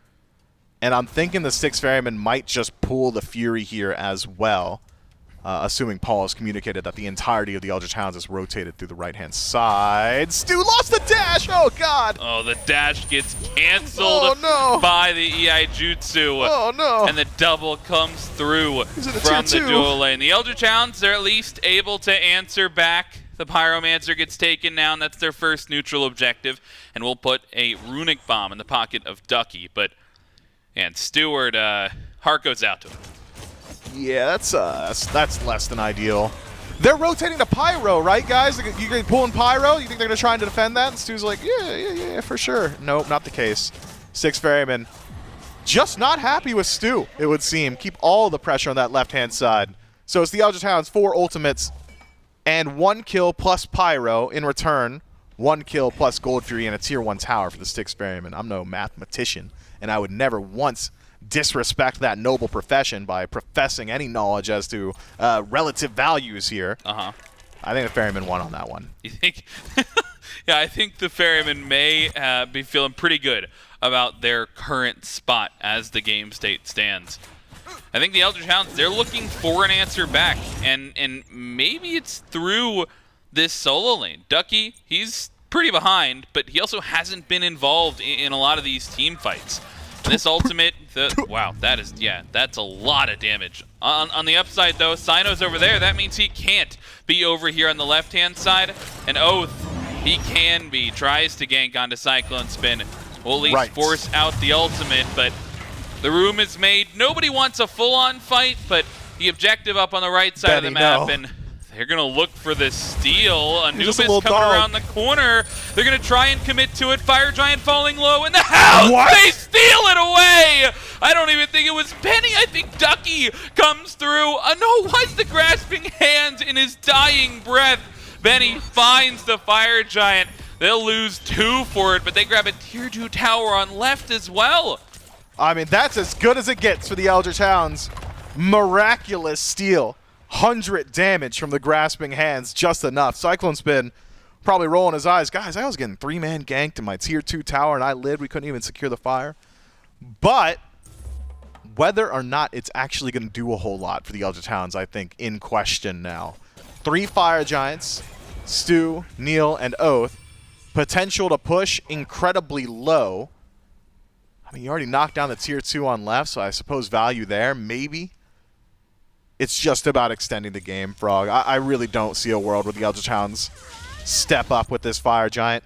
That's valuable in of itself, though. When you are as far down as the Eldritch Hounds are, this early in the game, anything that buys you another 5 minutes, phenomenal. Styx Ferrymen got to sit on their hands for a little bit. Yeah, guaranteed another couple of minutes where the Styx Ferrymen are going to have a harder time pushing. It's also cut this gold lead by a little bit. It was nearing 10K. And now closer to 6. So the Eldritch Hounds feeling a little bit more comfortable after grabbing that objective. And oh no! Wow, CycloneSpin. He finds the ultimate early, but the ultimate back is from Oathhh. He finds the counter engage and the peel, the implicit peel, the space creation from Oathhh saves BennyQ's life there. Burns a couple of ultimates on the other side as well. Does lose out on Blink and Beads for Oathhh, as well as both Benny and Oath's ultimate, though. So a lot of that team fight presence lost. Thought we'd see the Styx Ferrymen have to sit on their hands. Clearly not the case, with Benny getting caught out in mid, burn away those resources, knock down a tier 2 tower, reset again, see if any farms on the map. The Styx Ferrymen, I mean, they could take their time. Negative power play here for the Eldritch Hounds. It's just about farming. And until those relics are back up for Oathhh, I really don't see a world where he's getting aggressive again. You need to reach a point now where Benny is threatening enough that he can kill frontliners. I think that is the crux of this composition for the Eldritch Hounds, is if whether or not Benny has the damage to kill a frontliner. And right now, he just doesn't. Dash in from Baskin. On to 3 here in the mid lane, and Neil getting pulled back in. Beads get forced, but it will not save him from the no escape ultimate, and he will get swallowed alive by 4 there in the mid lane. The Ferrymen find the pick that they were looking for. That'll open up the Pyromancer for them as well. Runic Bomb likely to end up in the pocket of Cyno over there on the Ferryman side, and Oni Fury spawned up as well. Looks like they'll head right to the other neutral. Yeah, we'll see. Stu and Oathhh are here, but I don't think they've got it like Benny and Ducky did just previously on the Fire Giant. So let this one go, see if maybe you can find a bit of an advantage elsewhere on the map. Ducky seems to think that's a tier 1 tower on right. I tend to agree. That's probably best case scenario for the Eldritch Hounds from that position. And it really just was buying a few more minutes. That gold lead that was approaching 10K, we're right back. Styx Ferrymen right back in control. Still a few more minutes, though, until that Fire Giant spawns up. Maybe now, if I'm on the Styx Ferrymen, it's group up, push right, try and control the rotations of the Eldritch Hounds, collect some sentries, drop them on the way back, and, you know, fall back to the Fire Giant. Once it spawns up, or once the tier 2 tower falls on right, depending on which one happens first. Essentially, as far as I'm concerned, Styx Ferrymen in a can do no wrong situation from here. Still waiting on power spikes, though. Sacrificial Shroud for Benny. That'll be pretty big. It's going to be vying for level 20 pretty soon. Golden Hand, not exactly lining up for him, though. About 750 away from being able to finish up that item. Maybe by the time Fire Giant spawns, Benny will have that for himself. That'll be a massive boon to the damage output of the Hounds. Cyno, he is pushed up. Maybe thinks he's found Stuart alone, and Got the because dash. of the pathing, NeilMah a little bit late to it, but has the ultimate now, pops it onto Stu, and a punish onto Cyno. You'll lose out on the Thor ultimate. Thought there might be a re-engage, so Ducky goes up into the sky to be safe, but it's right as the Fire Giant is spawning as well. 30 seconds before Cyno's going to be back on map. Looks like we're pretty close to the Fire Giant spawning, but nobody in position for it, so it'll be a pick, but won't necessarily affect the positioning. Yeah, 20 seconds on Cyno's respawn. Does cost Cyno his beads, which is significant. A pluck from NeilMah, a stun from Benny, and that might just be it for Cyno in the next team fight. But on the other side, it's Blink from Oathhh and Aegis from Stu. Or maybe it's just not a big deal at all, because the Eldritch Hound's not going to put up a defense. Fire Giant's going to go real quick, and Cyno will still benefit from it. Doesn't change a single thing. Cyno dies on left, and it might have just sped up the pace a bit. Yeah, I don't know if the Eldritch Hounds actively gave that up or thought that they wouldn't do it because Cyno is dead, but regardless, Styx Ferrymen, they call their bluff. They say, okay, we're just going to hop on this. We certainly have the damage, and they certainly do have the damage, enough to grab them the Fire Giant. We talked about this lead being a little bit faster for the Ferrymen. They got out to their 10K gold lead a little bit faster than the Eldritch Hounds did in game number 1, but that one Fire Giant steal and a couple of picks that have gone their way since, it slowed down the lead to now I feel like this is a very similar spot to where the Hounds were in game number 1. All the tier 2s up except for that mid lane, so they still have those towers to take down with this regular Fire Giant, but I mean, the big differentiator is the sieges look very different than they did in game number 1. Yeah, not a double hunter composition here for the Styx Ferrymen, so a lot of weight on CycloneSpin to actually deal damage towards these structures. Difference, though, is that the Ferrymen make up for that in superior poke potential as opposed to what the Eldritch Hounds had drafted in game 1. Between Baskin and Paul, they've got so much damage from a safe range that the frontliners of the Eldritch Hounds really can't create space. Ducky's going to try and stand a little bit further forward, but a straight potion, a Raijin, and that might be it. Paul actually caught out there. Great wall from Ducky. drops him low, and not a whole lot of sustain here. Get some from the passive, get some from Fire Giant. He'll be working on it, but that's substantial damage. The Eldritch Hounds now have a clear target in the next fight. Importantly, though, you lose out on the ultimate from BennyQ. He channeled it right as Paul was dashing away. Didn't get the value he was looking for on that one. Blink in from Cyno, grabs 2 with the taunt. NeilMah forced to dash away. Oathhh on the engage as well, but the damage just is not there from the Hounds, and everybody from the Ferryman is still full HP on their side of the map. The left side bird goes down almost without any damage being traded on to the blue squad. And they've got the runic bomb here for the mid lane. Ducky, it's a one-man ult onto Cyclone. The follow-up is good for the time being. They push them off the Phoenix, but they've got the re-engage allowed so low now. And the Ferryman, they grab 2 birds, and they'll grab BennyQ as well. Man, Baskin is just unstoppable. Simply walks forward, and everybody on the Eldritch Hound says, all right, who's peeling for Benny? Who's got him? You guys are going to stop Baskin, right? Someone's going to hit him? Who wants to take that fight? Nobody wanted the smoke. Baskin just walks in, takes his engagement, steals away some gold, keeps things simple. 2 birds now stripped away from the Eldritch Hounds, base broken. Only thing that prevents the Styx Ferrymen, I think, from looking for more is that the Titans have actually vacated the room. Nothing to kill in there, so instead will reset themselves and spend up all that hard-fought gold. And once again, we haven't seen it, Frog. I have not seen Benny get aggressive, throw out his kit, stand still with a death gaze, and receive a Scarab's Blessing. It just has not happened. This time, NeilMah just goes the entire fight without channeling it, much to the chagrin of BennyQ. I mean, even with like miraculous walls, just perfect wall placement from Ducky, they couldn't even knock down Paul, who is not the tankiest member of the Styx Ferrymen. Things are looking not so good. Dire, you might say. Styx Ferryman, though, another great wall onto Cyno, but it blocks off his own teammate instead, and Oathhh is unable to secure the kill. Baskin into the taiko drums, and he'll find the last hit as well. BennyQ gets taken down, and the Scarab's Blessing, it gets used on Ducky instead. They'll find 3 in this fight. Ducky, he'll survive, though, so still 3 left alive, and NeilMah, he'll be the 4th, the 5th for Stuart. And it'll be an unofficial deicide as they kill Ducky through the Scarab's Blessing. They might make it a full-on deicide, though. Ducky looking to stay alive. It will be the Titan instead. Unless he gets taken down. A full 6 kills there at the end of the game. And the Styx Ferrymen take game 2. It doesn't look good for the Eldritch Hounds, but that is a composition from the Hounds that was very contingent on the first 5 minutes. And they missed the first hurdle. So from there, once the Styx Ferrymen take control, very difficult for the Hounds to fight back in with that draft. Tough stuff for them.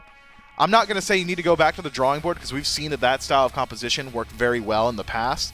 It's just about early game execution. And the Bakasura leaves a bit to be desired for me. I just did not see enough from him. Oathhh struggles on CC, doesn't exactly apply damage either.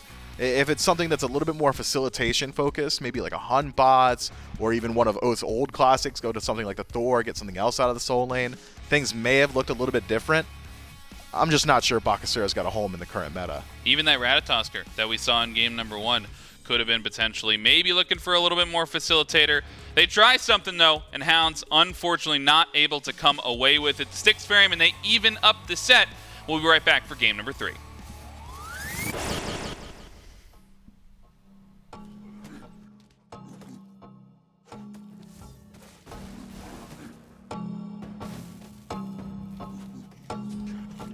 I don't mean to put it on your nose, but it's clear how my baby's running this the block cause she fear what you do to you if you get dirty hands and veneer. What you do, what she is, little boy, I tell you this. If baby wants sit, she can sit. If baby says lit, it's lit. Got your bank account and I cute. If she said it loud, it's the truth. If baby wanna ride, she can ride. If baby needs some time, she got time. Got your bank account and I cute. She can make it count, how about you? She would put you in the bag, wouldn't even need a planet. If she wanted, she a magnet. They should let her name a planet. Everything she drop like Corona, viral, make the world start over like a owner. She ain't about to set, but they really wanna throne her. Listen, she like bass, she like Hover. Self-employed, moving paper better than some Billy Boy.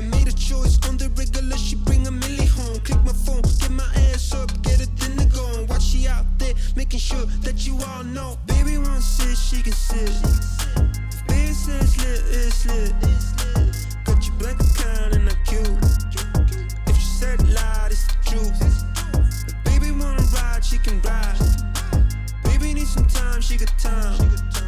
Got your bank account and I cute. She can make it count, how about you? She be always making money, if it's raining, if it's sunny. She make time to call me honey every day. Drop a couple bands on the click, they need pay. Then a couple more on the tip, baby saves. Body's just the everyday, imagine holiday. If I get the 50 cents, she get me holidays. Signing with the fly, if you meet her, know it's true. So if she ever asks you, you know that baby wants sit, she can sit. If baby says lit, it's lit. Got your bank account and I cute. If she said lie, it's the truth.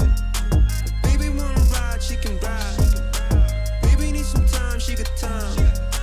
Got your bank account and I cute. She can make it count, how about you?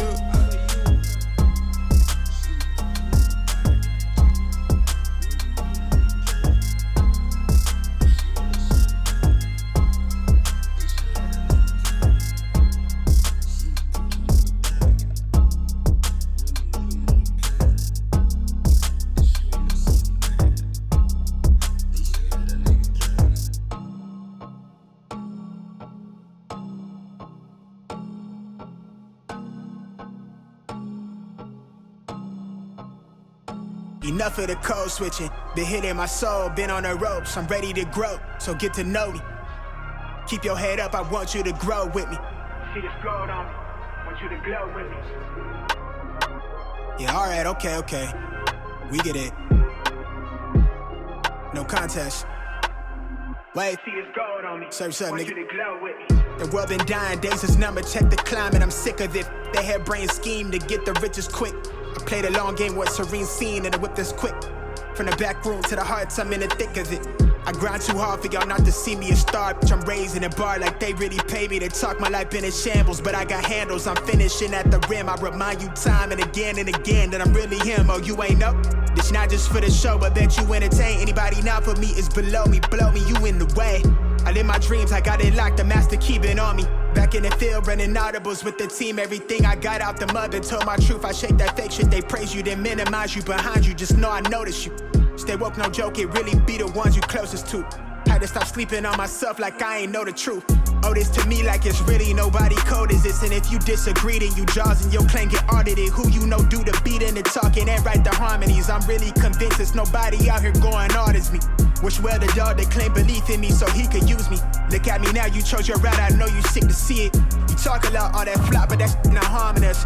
Capping your status, we back, ain't nobody bras us. To the ones that held me down for the count, look at what growth will do. I'm the kid from the cul-de-sac, feeling double sex with loot they pay to play my shit back. Ain't no way I'm going back until I'm fossil fuel to the flame, just like I'm supposed to do. Enough of the code switching, been hitting my soul, been on the ropes, I'm ready to grow, so get to know me. Keep your head up, I want you to grow with me. See this gold on me, want you to glow with me. Been hitting my soul, been on the ropes, I'm ready to grow, so get to know me.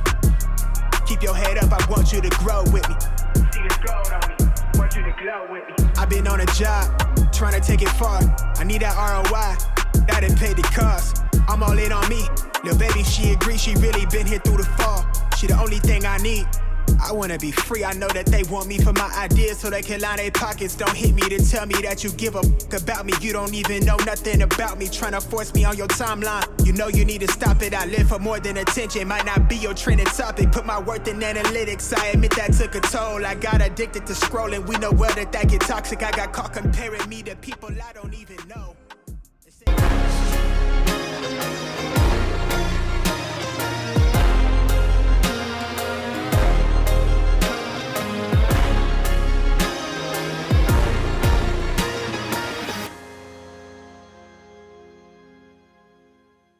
Well, no invade shenanigans this time from the Styx Ferrymen, but clearly they don't necessarily need it this time. If you're able to win out in your early 2v2, makes the job a whole lot easier for you. Really felt like there were moments of brilliance from the Anubis from BennyQ, able to seal a fire giant away at one point, but really felt like there were other moments where BennyQ shows up, the rest of the team's already down, and he says, well, maybe I can try and make a hero play. Unfortunate, not able to do so there.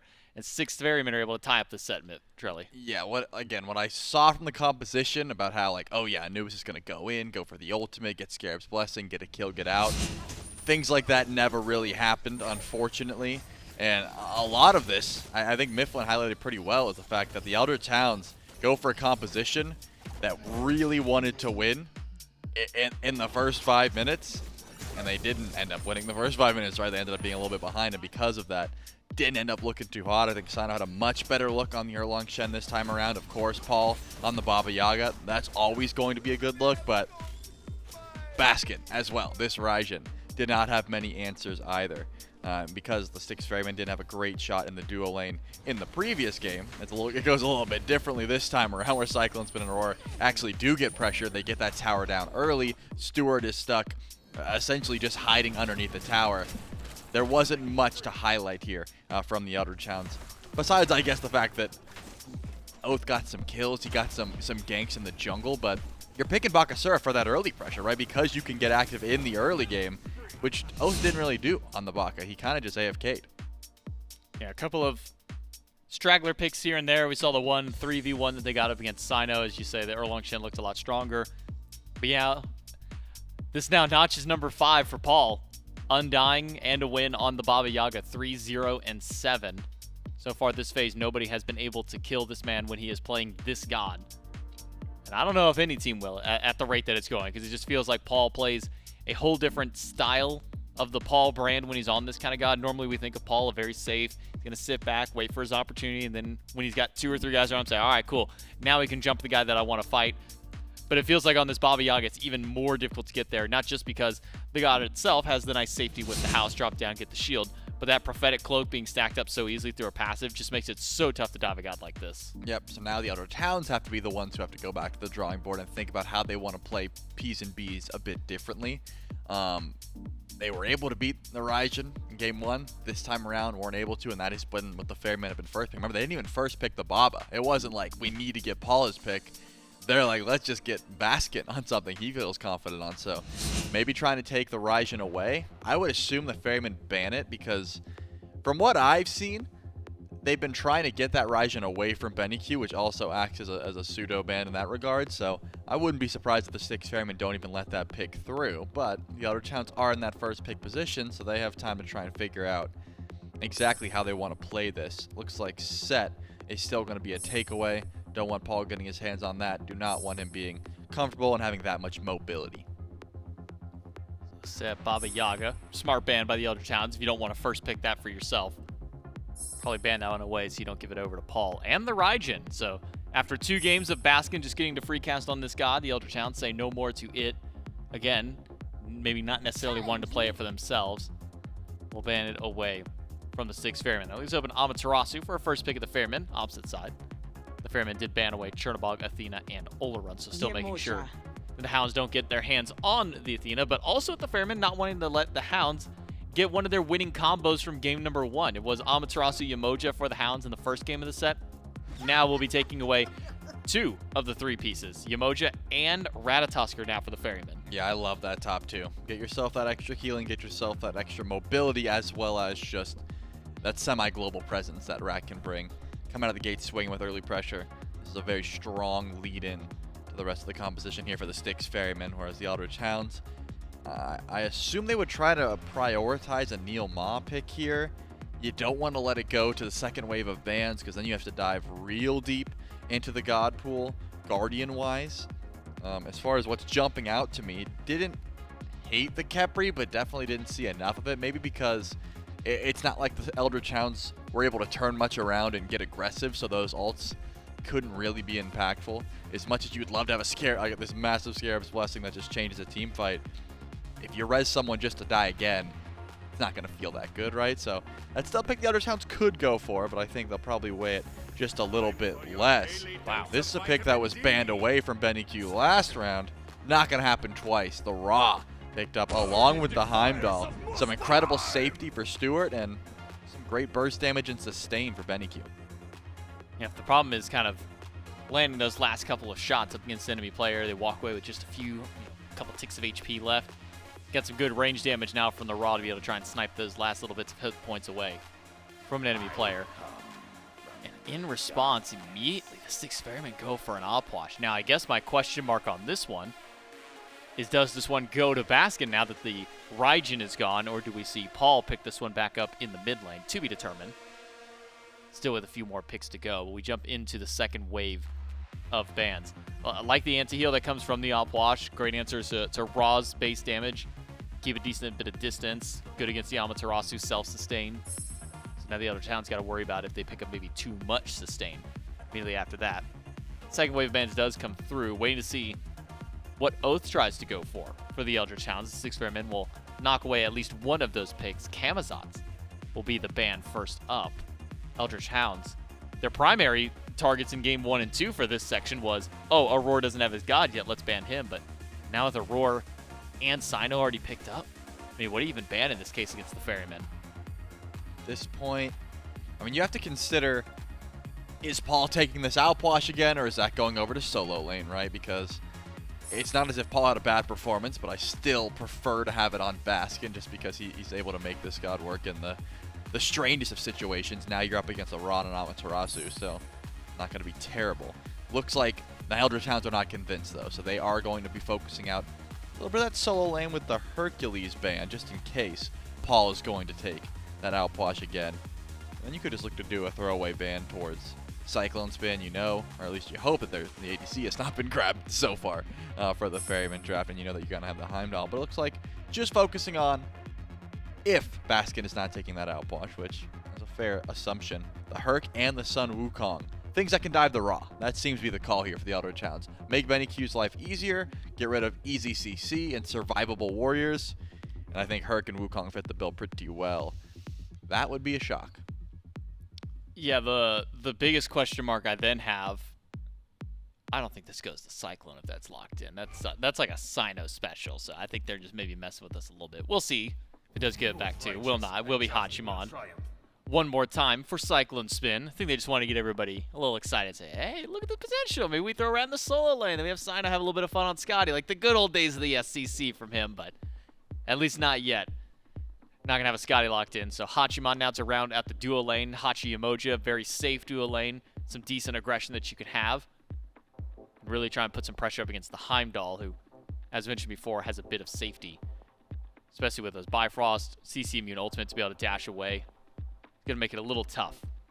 Try and gank the duo lane, keep Stuart down. So, what is the follow-up? Bacchus, hovered by the Eldritch Hounds. Now, we have not seen Bacchus in quite some time. Maybe we'll wait a moment to see if it is locked in, and it is indeed. Man, it's been a hot minute since we've seen Bacchus, Trelly. Combining that with the Susanoo, what is it for this Eldritch Hounds team that really kind of sticks out for you? I'm a Bacchus enjoyer. I think there are some compositions that definitely work better than others. In this case, you know, the outwash is immobile. You might be able to get some good lane pressure. You're going to have a decent bit of damage and set up for BennyQ. But you got to watch that positioning. And honestly, I'm curious because I know NeilMah did take a little bit of a break. I wonder if he's going to, like, pop Chug with Fleeting Breath on him and accidentally get stunned. You know, that's self-heal. That's self-heal. You got to watch out for it. It's a great addition to Bacchus' kit. He gets a little bit of a heal when he pops Chug now, but you also have to watch out for Fleeting Breath. So you can't use it to try and get tankier. With the outwash lock-in, could be going over to Baskin, could be the outwash solo. Could be Rat solo and you throw the Poseidon in the jungle, or could be. There's a few different ways we could switch this up, but I don't think that Paul would take the Poseidon. That doesn't make that much sense to me. Well, if it also helps in the, I think, excluding one person named Paul Urban, which I don't think was Paul. There's Paul and Paul from PC. Yeah. Paul has played 50 different gods competitively, and not a single one of those was a Poseidon. Yeah, I do not expect Paul to take the Poseidon. So if this was Poseidon, this would be Paul's first competitive game on it. And I think you're right to assume that it's probably not going to Paul. It will be the Oathhh mid for him once more. Ratatoskr in the jungle. So that leaves Poseidon for Baskin. Now, I'll have to look up real quick to see if Baskin does even have Poseidon game. He does, actually. A little bit of time in mid that he spent during the SCC. And then also just anytime he wanted to maybe throw it over into the solo lane. Has played a little bit on it. 60% win rate on the 15 games that he's played. So we'll just get an answer onto where those picks are going. So what is Poseidon solo do different than from what we've seen, Poseidon mid, Poseidon jungle? You get a lot of movement speed, you get a lot of burst damage. Is that kind of the same thing that you would go for as a Poseidon solo, or are you still going to go more towards that bruiser mage style route? No, that is definitely the same thing it brings, but what it also brings, of course, is just, the 1v1 potential between Amma. You should be able to run away from her pretty easily, and you've got incredible buff secure. The issue, of course, is the ganks. Are you going to be getting ganked? If you're Oathhh, how much do you really want to gank the Poseidon solo? When Kraken's up, you could be getting killed, right? If you don't have Aegis in tow, you could just die to that gank. You have to watch out. Invading blue buff's certainly possible, but you get caught in the whirlpool, that's where a struggle might ensue. You can also just force it out. That's the other idea, right? If Ducky applies pressure, if he uses Dazzling Offensive, gets the beats down, gets the Kraken, then Poseidon has a bit of a problem living. Not the most survivable solo laner if you get caught out of position. So it's a bit of a double-edged sword where you could just get insane pressure and dominate the lane, or you could get focused. We'll have to see who takes the advantage going into game number 3. Will it be the Ferrymen? Will it be the Hounds? Let's find out with Frog and Mifflin.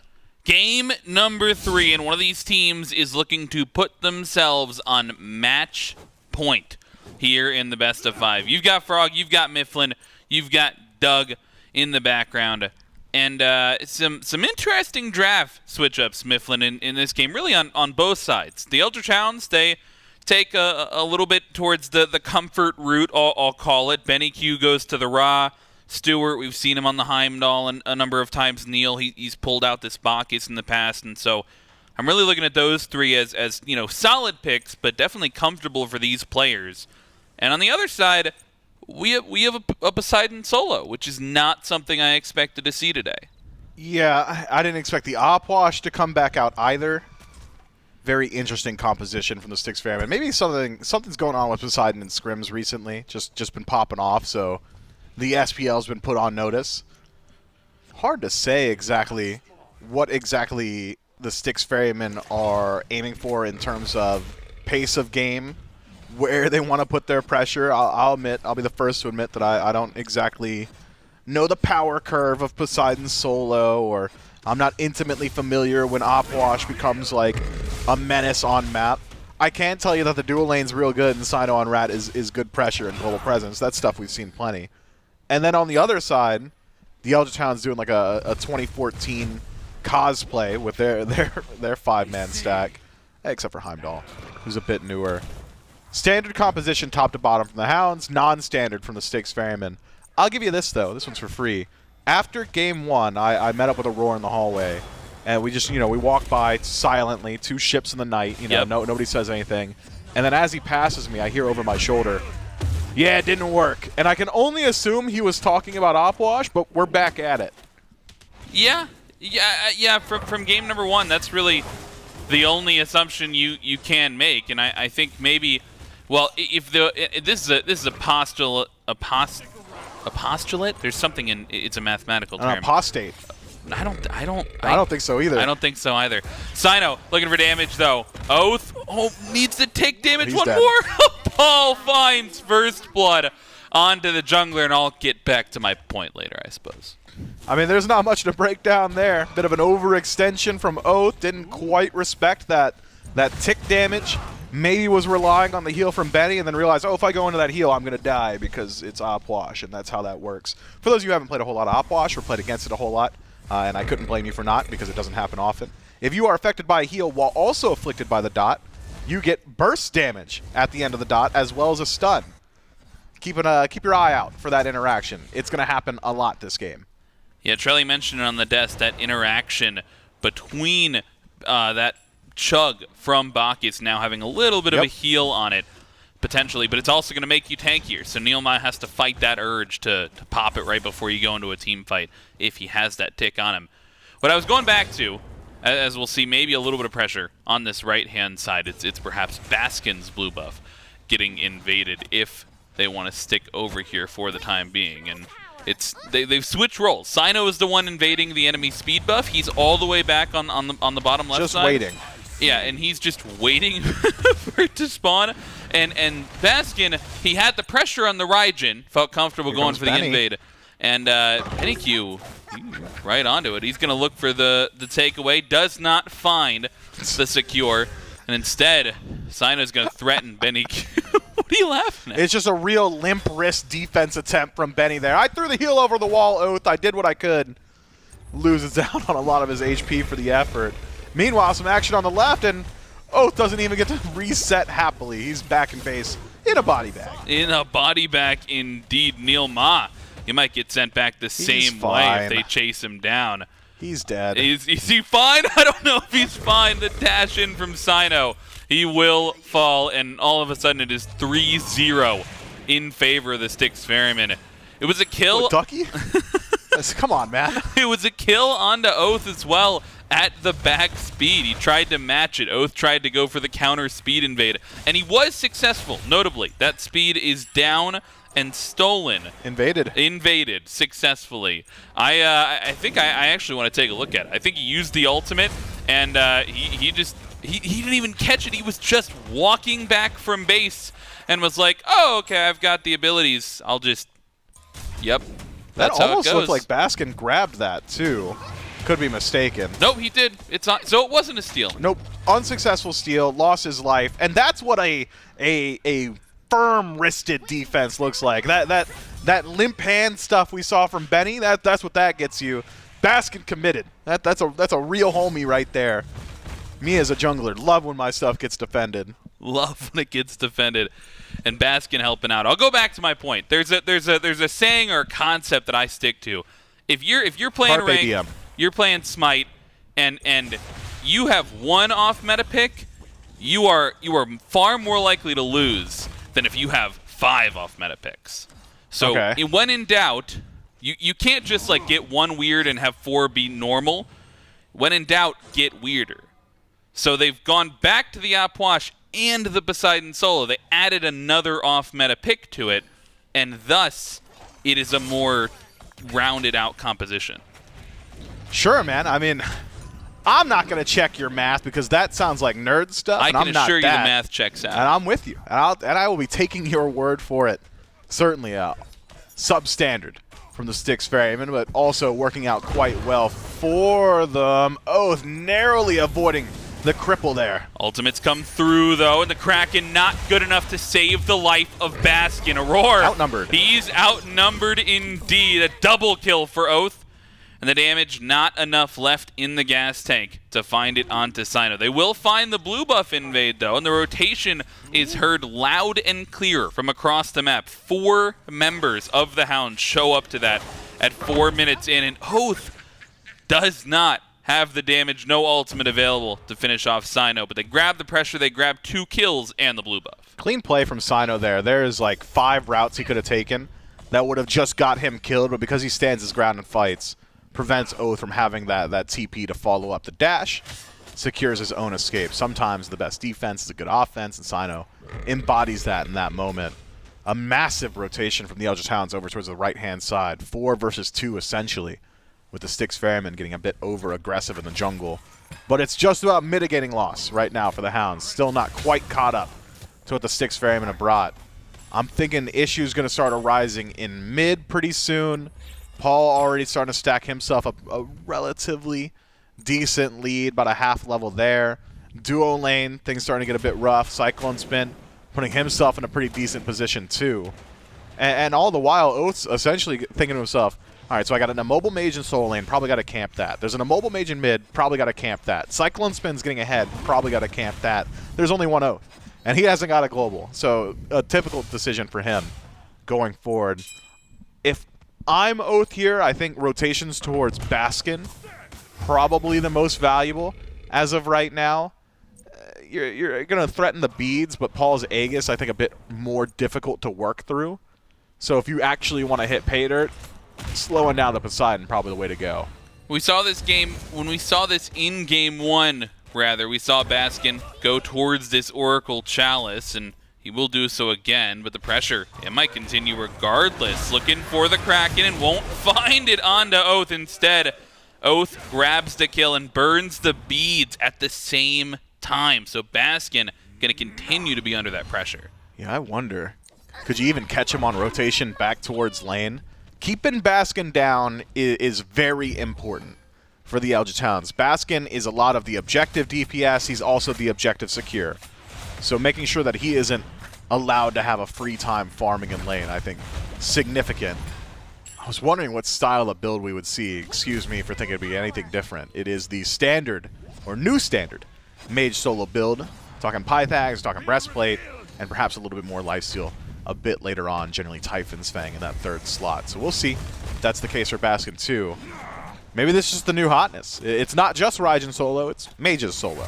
Well, it's got to work before we say it's the new hotness, and right now it's a level down. But give him a second. Give him just died. He did indeed just die. Variety, I mean, he found himself 2 levels down a little bit earlier, and he was able to hit level 20 first in the map. So still a lot of potential for this Kraken to have team fight implications. But if Oathhh keeps the pressure up, he might be dead again.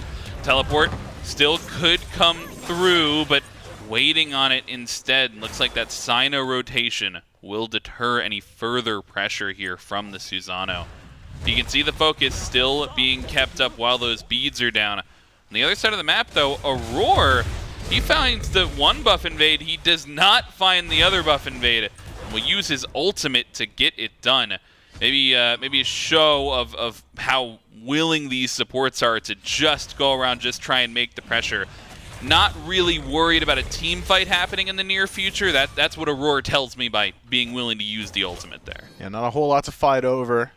Not exactly in a position to start threatening Gold Fury, so try your best to strip away as much farm as possible. The idea there from Aror. Like that NeilMah, though, recognizes, okay, River's Rebuke no longer there. I can start to play a little bit more aggressive, starts throwing out that leap a bit more haphazardly in the lane. Potential there to get aggressive for the next few moments while we wait on that cooldown from Aror. I wonder, though, the Eldritch Hounds, they're doing a decent job of slowing down that lead. The Styx Ferrymen have not been able to extend it for a while now. Experience starting to equalize, too. Is there anywhere the Eldritch Hounds can reliably find pressure? So far, it's been the soul lane. Baskin struggling a bit to find his footing, but now with Breastplate of Valor and beads back up, I'm sure it'll be a bit more simple for him. Could you perhaps start making that rotation towards mid? Because the risk of Paul late game is starting to be there, and he receives so little pressure, in fact, that he's deviated from the Paul build. It's not Breastplate of Valor 2nd slot. He said, I'll delay it a little bit. Yeah, feels comfortable going into that 3rd slot. And in fact, all the pressure is over here on this right-hand side and continues to be. A teleport out from Oathhh, but the Kraken is there, and Paul is here to help out. He finds the first of his kills. BennyQ hits a huge ultimate, but there's no follow-up, and there's no help for him either. The beads get forced onto the Ra, and NeilMah does not have any damage to back it up. Needs to use the Aegis as well. BennyQ just for stepping up and uses the ultimate. He loses both of his relics. And now stuck in that tower. Has to play safe here. There's absolutely no way we're absolutely talking about an 11-minute Fire Giant. And here's the thing. It's going to go pretty fast. Ducky could stop it, but I don't think Ducky knows. I'm not sure. Oh, he's got no idea. No, he has no earthly idea, and I don't even blame him for having no idea. Oh, it is for a rude awakening. 11 minutes into the game, and the Styx Ferrymen grab the Fire Giant. They just say, oh, they're not going to show up. We can call their bluff. What a macro play. What a shot call from the Styx Ferrymen. It feels like the fight is over, everybody disengages, and they get themselves a free objective. I mean, it's simple. We force Benny back to base. He's got no relic, so even if he does come in, we'll kill him. Just pull the Fire Giant. And they were right to do it. The Styx Ferrymen grabbed that one for themselves. You can see in the player cam, Ducky rolling his eyes. Not exactly happy with that. We'll at least be able to knock down the Tier 1 tower. Don't imagine we see a whole lot more from him afterward, though. A little bit of pressure. We'll dash in onto Baskin. Question now, though, what do the Ferrymen want to do with this Fire Giant? Looks like so far just some pressure on the beacon. And even now the Hounds could step up to this if they really wanted to, but my eyes are more focused on the Gold Fury. Now up for the left-hand side of the map. Hasn't been taken out. Interesting game where we see a Fire Giant before we see a Gold Fury. That hasn't happened in recent memory, but this will certainly open a window for them to start the Gold Fury, and they didn't have the advantage in the gold lead, they certainly have it around their Nice try. belts. Nice attempt on the steal. Not enough, though, to take it away. You'll lose the ultimate from Oathhh, and they'll grab the second neutral objective. I'm thinking tier 1 mid tower, probably next on the chopping block, unless the Styx Ferrymen just want to do the rounds of neutrals. Pyromancer spawning very shortly. This early in the game, it is actually difficult to leverage a Fire Giant. It's not that much of a lead. You still have to deal with the backdoor protections. It's scaling power. You haven't got a lot of power yourself, so maybe it's just about having advantage on buff invades or neutral objectives. I would at least like to see the Styx Ferrymen try and knock down some of these tier 1s, though. Open up the map a bit. Eldritch Hounds, not going to make it easy for you. You have to play a little bit further up on the Ferryman to prevent BennyQ from clearing out those waves. Pyromancer, though, that's simple. It's on the center map.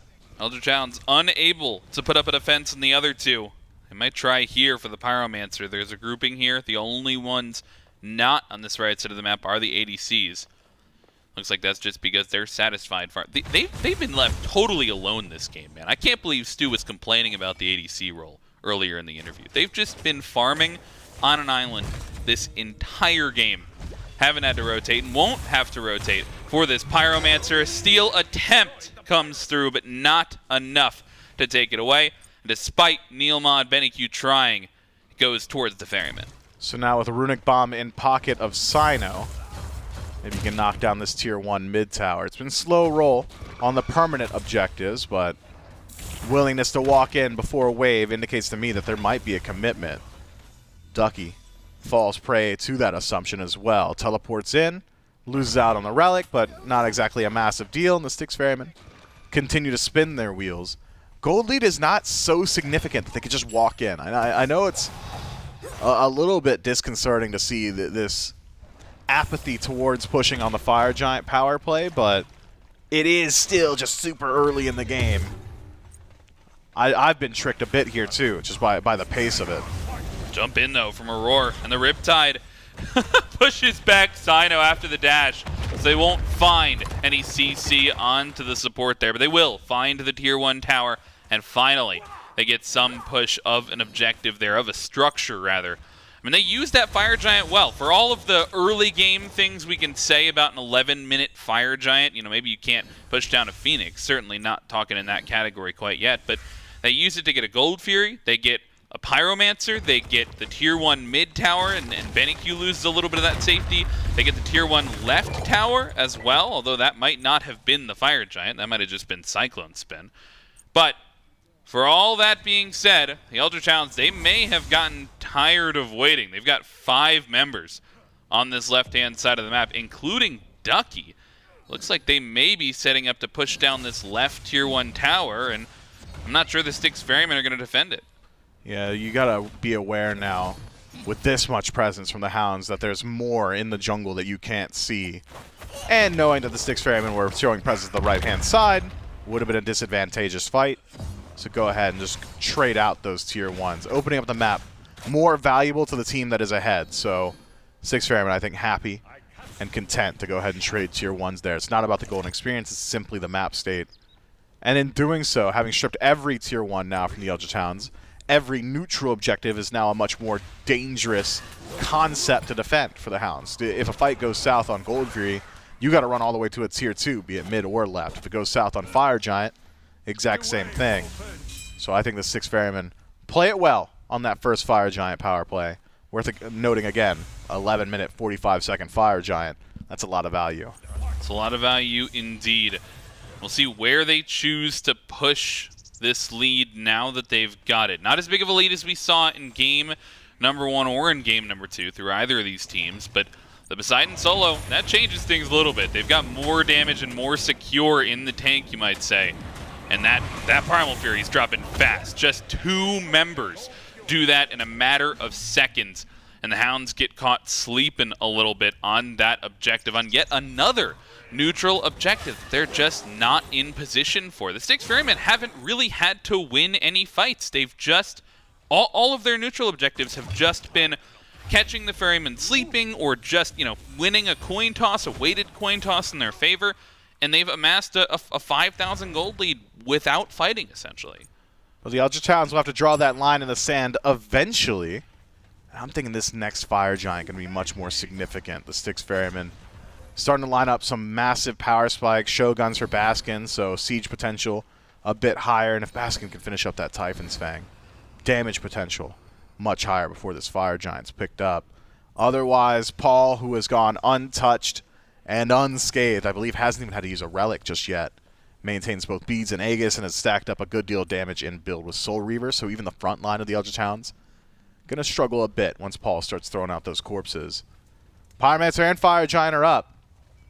NeilMah will reestablish ward dominance, at least in the pit. But the Styx Ferrymen starting to indicate exactly what their intentions are by positioning on map. 4 stacked on the right-hand side and looking where CycloneSpin's headed. Seems to me we're looking at a Fire Giant fight. This will be the first time we see either Maybe hold not. that thought. Oh my goodness! 2 ultimates and Cynos off the map. Blink in from NeilMah, uses the ultimate onto Paul as well, and the relics get burned. He needed the safety and it's gone. Now the damage is there, but the Aegis is good and in time. Paul now without that safety for the next 2.5 minutes, and that opens up the Eldritch Hound. Time over here, looking for the secure, and will find it onto the Pyromancer. And in an instant, the Hounds decide that they have drawn the line in the sand. They find it at the Pyromancer and claw back 2,000 of that gold lead. Yeah, Cyno just playing a little too far up for my liking there. Pulled further far up by Oathhh and then tries to get up into that air, but takes a little while to charge that one up, and BennyQ knocks him down. Look at the ward coverage, though, from the Styx Ferrymen, and that's what a lead like this affords you, this amount of information on the right-hand side. Even if the Eldritch Hounds had considered pulling Fire Giant, the Styx Ferrymen would have been privy to every step of that decision-making process, considering how much of the right-hand side they have vision of. And so the Hounds, they'll take their one, they'll take their Pyro, and put the bomb in the pocket of Ducky, and reset once more. You can't rely on a pick on Cyno every time. I think you still need to answer those difficult questions of who's dealing with Baskin, how are we dealing with Paul? But the hard part's been done. 90 seconds left. Synced relic timers on Paul. If the Eldritch Hounds can get a fight rolling the next minute and a half, especially if they can close gap on Paul, things look much better. And I think Oathhh knows it. Looking for the ultimate follow-up onto Baskin. He's there, down to half HP, but not enough to take down the Soul Laner. NeilMah still making space up front, but losing that Searing Pain. Going to make it a little bit harder to try and contest this Fire Giant if that does end up being the next call here for either of these squads. Just knowing, and this is a composition, a style that we haven't seen in a while, but I think that knowing that that ultimate is down, Baskin, he's got the best secure on the map. They might try to 50-50 this NeilMah. They're going to make the space beforehand, and the Kraken is off the mark. Cyno finds the support, and the River's Rebuke traps in a couple of members, but Cyno, he dashes away, and Baskin finds BennyQ, the Styx Ferrymen. They fight back, and they're looking to take the second Fire Giant. NeilMah too far forward. Benny tries to bail him out, but the Styx Ferrymen tear him apart piecemeal. Cyno's stun over the wall. Just perfect. Benny stopped in his tracks. And all of that because the Eldritch Hounds had decided to get aggressive on the Baskin just previously. Take a peek at Baskin's relics. They didn't come back up. They were never down. Never was he under enough threat that it would have net anything for the Eldritch Hounds. So stripping away all those resources just allows Paul, without his relics, to play aggressive. This is dangerous on the force. Oathhh is behind all of them, and using the ultimate, he hits 2 with the knockup, and CycloneSpin down to half HP. The stun is there, though, and the Kraken is better. Stuart falls first in the fight, and the Phoenix down to about half as well. Knocked down to 0, and Oathhh doesn't have enough. A snipe takes down Cyno, but it's not before the Phoenix gets taken. A 1-for-1 still leaves the Ferryman with a bird down. And they'll back up and grab an Oni Fury and all that neutral farm at that. Clean play to the Styx Ferrymen, playing real fast after that Fire Giant while the Eldritch Hounds were still reeling on defense. I mean, the next round of Siege I think will look a bit better from the Eldritch Hounds. It is worth noting that they were never quite 5-stacked, never quite prepared, never quite at full strength on defense on mid-Phoenix. So how does that start to look as we approach that point? I don't think you really see him grouped up on tier 2s, perhaps a soft defense there, have Benny slow things down just by keeping those minion waves out. But as far as base defense goes, I think it comes down to offense, right? If Ducky can line up the ultimate, if NeilMah is hitting priority targets, things look a little bit better. But these are big ifs and big asks for the Eldritch Hounds. I don't even know if I could say we need to see more from Oathhh. He's been really getting to that backline consistently. It's just about consistency of target selection, I think. We've seen it 2 or 3 too many times this game where one fight the Hounds burn through Paul's relics or Baskin's, and then the next fight they burn the next guy instead of just securing the kill onto the one they had worked on just previously. Cyclone under a little bit of pressure, and the rest of the team is here to join in. Ducky finds the ultimate, and Aror gets pulled out of the Riptide and has to drop the waves. Look for the rest of the team, though. Big Kraken on to 3 could do the damage, but it's CycloneSpin, and the title surge trades out some kills. A 2 for 2, make it a 3 for 3 as BennyQ and Paul are 1v1ing in the heel, and the Aegis is not enough to keep him alive. A triple kill for Paul, and all the while he's going to find the Quadra. He needs to find one more bit of damage. The Quadra for Paul on the Opwash, and with 20 plus seconds on the next member and fire minions pushing in, that might just do it. Cyno going to have the damage, and Paul there to join him. This should be game number 3. I mean, it's 10 seconds left on spawn. That tower on left gives a little bit of defense. No, I'm making something from nothing. Cyno likely does just have the damage. I don't know for is Paul going to join him? Get out of there. Paul was going through the jungle. I thought they might try to force game number 3, but that'll do it. That will take down the right-hand Phoenix, and Paul goes crazy on the left-hand side. He does. A late rotation in from Paul. It's Aror and CycloneSpin caught out by the Eldritch Hounds, leveraging all that mobility of Ra and Susano to close that gap. Even Ducky getting involved there, but Baskin does a lot of the heavy lifting. Whirlpool, auto-attack damage, all there from him. Kraken connects, and then Paul finally shows up and says, hey, I know everybody else died, but here's the thing. Cyno's pushing right, and you guys are all really low HP. Cleans things up real simply and takes himself a Quadra kill. I thought maybe we'd see the Eldritch Hounds start to move forward a little bit more so. Seems to me an old school play. We used to see this a lot in Season 8. Group up in the jungle, see if maybe you can catch out the Ferryman. Clearly the idea, that's why they're pathing so close to lane. Don't want to step into any stray wards in that fire giant pit. But here's the thing. It's kind of just Auror's MO. Aror was a pioneer of this exact play, so playing defensively around it, perhaps just natural to him. So the Eldritch Hounds set the trap, and unfortunately no one there to spring it, and too much time spent on the right side of the map. Means that they're going to go ahead and fall themselves back. And you can even see the Styx Ferrymen pinging it out. Hey, we got no wards on right. We haven't seen the Hounds. They haven't pushed out these waves. They're probably hunting us. Great game sense from the Styx Ferrymen. They don't push out that right wave.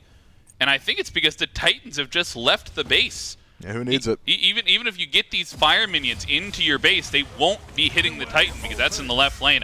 Meanwhile, though, Fire Giant looking to be contested down to half HP. And the Styx Ferrymen still holding on to the aggro. Cyno with a 3-man ultimate into the backline, and a 2-man Kraken follows it up, but through the team fight, it's a 1-for-1. Searing Pain finds Baskin as an answer back, and Oathhh gets taken down by Cyno. A 2-for-1 thus far, and the Ferrymen still hold on to the advantage. But they've got to pick this Fire Giant back up.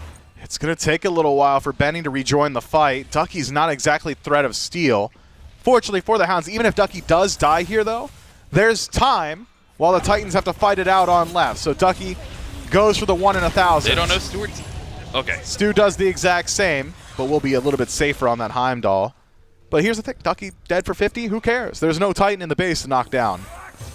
Have the time to at least get him to hopefully respawn back up as those Titans continue to duke it out on the left-hand side. They've got time to get their right Phoenix up potentially as well, but they might not want to focus on that. They might want to focus in the mid lane, and they're a little bit late to it. They'll lose their mid-bird, and they'll lose Fire Giant over to 4 members of the Ferryman. Yeah, that Titan battle, it's the Eldritch Hounds Titan who wins its 1v1. Good for it. Cyno will knock it down pretty shortly. Only a tier 2 and a Phoenix standing between the Styx Ferrymen and the completely exposed base of the Eldritch Hounds. Base defense have just not looked good so far. We've seen them really try their best to take neutral territory fights. Maybe because Typhoon gets a little bit more value in that jungle, but hasn't quite had that opportunity. I mean, they're fishing for this pick on right again.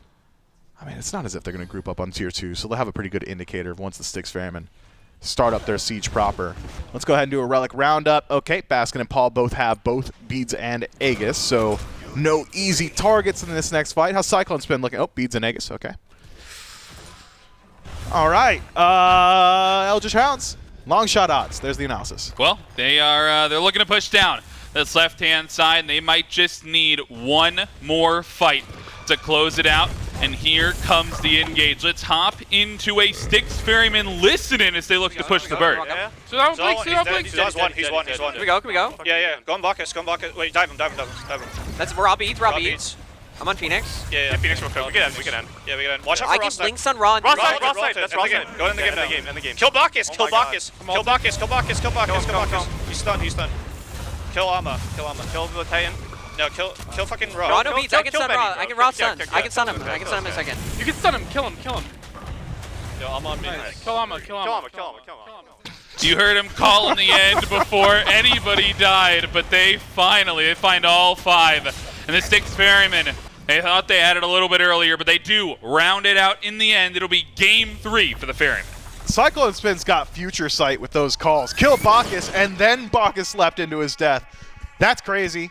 Styx Ferryman communication's always incredible to listen to. These guys are just on point every single time. That is a tough one for the Eldritch Hounds. Feels like there was a little bit more fight back throughout that early to mid game, but once we slided into that late game, things just really became Styx Ferryman slanted. Loved their initiations. Felt like Aror was finding a lot of value with the River's Rebuke, and there just was not quite an answer. Initiation for Bacchus, leaving a bit to be desired. Flops are landing, nobody's dying. Burps never stunned anybody. There was always CC in response for it. Maybe Bacchus belongs in the not picked region. Yeah, it's been in the not picked region for quite a while. Decides to give it a shot. Can't blame him for trying. And I think BennyQ as well. He looked solid on the rod, just not enough with the snipes and no objectives contested. Either way, yeah, no, definitely. Styx Ferrymen, they take game number 3. They're on set point. We'll see if they can close it out in game number 4 right after the break.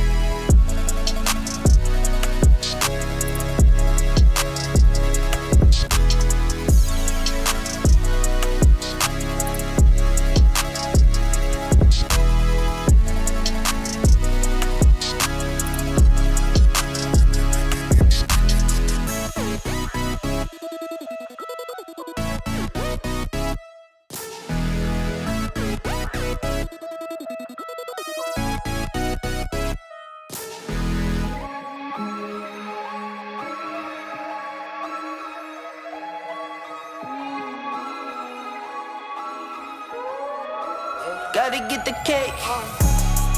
Okay, this ain't what you used to. Always with the new, this ain't what you used to. I do me, do you. I do me, do you. This ain't what you used to. This ain't what you used to. This ain't what you used to. This ain't what you used to. This ain't what you used to. This ain't what you used to. This ain't what you. No, this ain't what you used to. Switching from the bikes to a new coupe. You know I keep some new shoes. Keep it simple, not like you. All night, get right. Know you know the price. Know you know the name, no games. I need all my money now. Not playing, man. This ain't what you used to. I might fly to LA. This cold weather ain't for me. Hit the bank, round your way. What you used to? And I'm grinding to the top. I can't let it slip away, so I gotta get the pay. Okay, this ain't what you used to. Always with the new. This ain't what you used to. I do me, do you. I do me, do you. This ain't what you used to. This ain't what you used to. This ain't what you used to. This ain't what you used to. This ain't what you used to. This ain't what you used to. This ain't what you. Calls keep coming in. For the win, get it in. This ain't what you used to.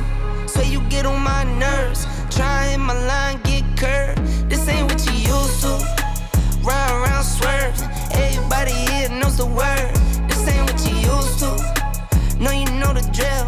Oathhh and now I see the rail. This ain't what you used to. I get it in for my kids. Stack those chips and I get that check. Not what you used to. You see how I live, work my biz. I'm too far from the rest, not what you used to. Okay, this ain't what you used to. Always with the new, this ain't what you used to. I do me, do you. I do me, do you. This ain't what you used to. This ain't what you used to. This ain't what you used to. This ain't what you used to. This ain't what you used to. This ain't what you used to. This ain't what you.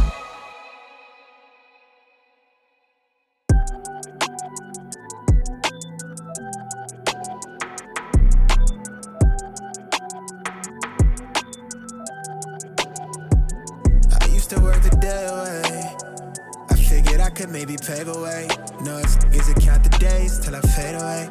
But you know I always find my way to turn a bad look in the field to something solid. I'm on target for a major play. Used to waste the day away. She hit me to say I'm on her mind, but my commitment to the game got me OT till I OD and then I fade away. Lately I've been giving down tones and meeting milestones. No way I'm giving all of me. She settled for a left hand with a gem over a piece of me. My mind's always as clear when she done climbing on the top of me.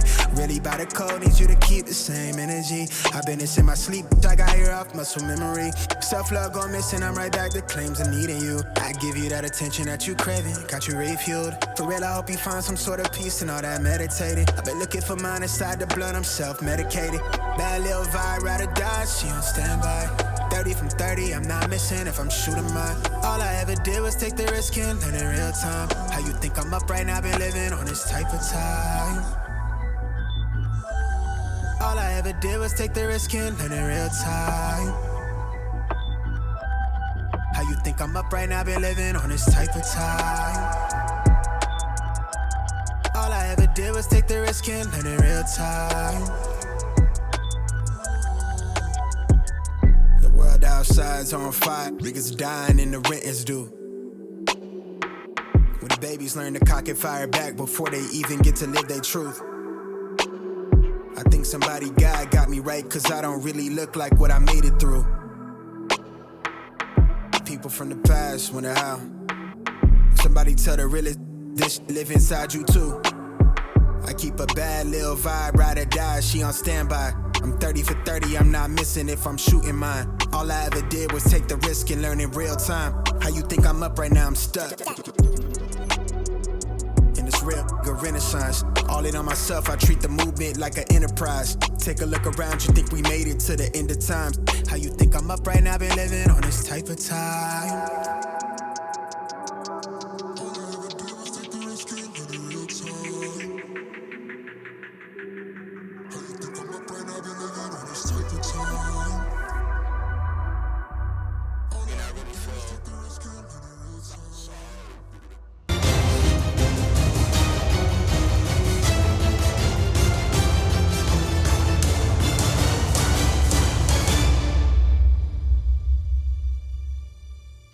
Game number 3 goes towards the Styx Ferrymen in their matchup here against the Eldritch Hounds. Now, only one game away from being able to take this set. It's going to take a bounce back from the Eldritch Hounds. If you want to support the Styx Ferrymen, the Eldritch Hounds, or any of your favorite SPL teams, you can go over to shop.highresstudios.com/SPL and pick up a jersey or a hoodie. We're right around the corner from the SWC, and great ways if you want to be able to get signatures. I've seen lots of people go in, buy a jersey, a hoodie, maybe a t-shirt, something like that, bring it up, get autographs for it. It's a great way not only to represent the teams, but also just be able to have some memorabilia moving into the SWC and being able to have a little bit of extra fun over there. Get a chance to interact with all the other fans as well. So make sure, once again, you go to shop.highresstudios.com/SPL, and thank you to Skulls for joining us once more here in Season 10 of the SMITE Pro League. But game number 3, this one felt almost as convincing as game number 2, if not maybe even a little bit more so. A couple of close calls, at least during the early portions of the game, but really, once we see Paul walk over to the left side, gets a big old quadra kill for himself in that team fight, almost looked like it was going to be game end, but just a couple too many structures still standing. Cyno not quite enough damage to be able to end the game, but it didn't take too much longer for the Ferryman to run down and end this one. Yeah, that's what we figured out. Paul doesn't have too many Outwash games played, but It seems like every game is getting scarier and scarier this time around.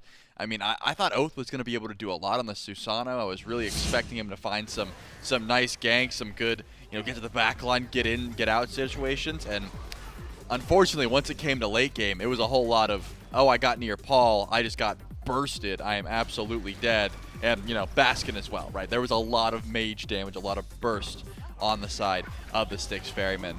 And I think that all stems from just, the fact that they were able to group up, they were able to get good damage, good positioning, of course.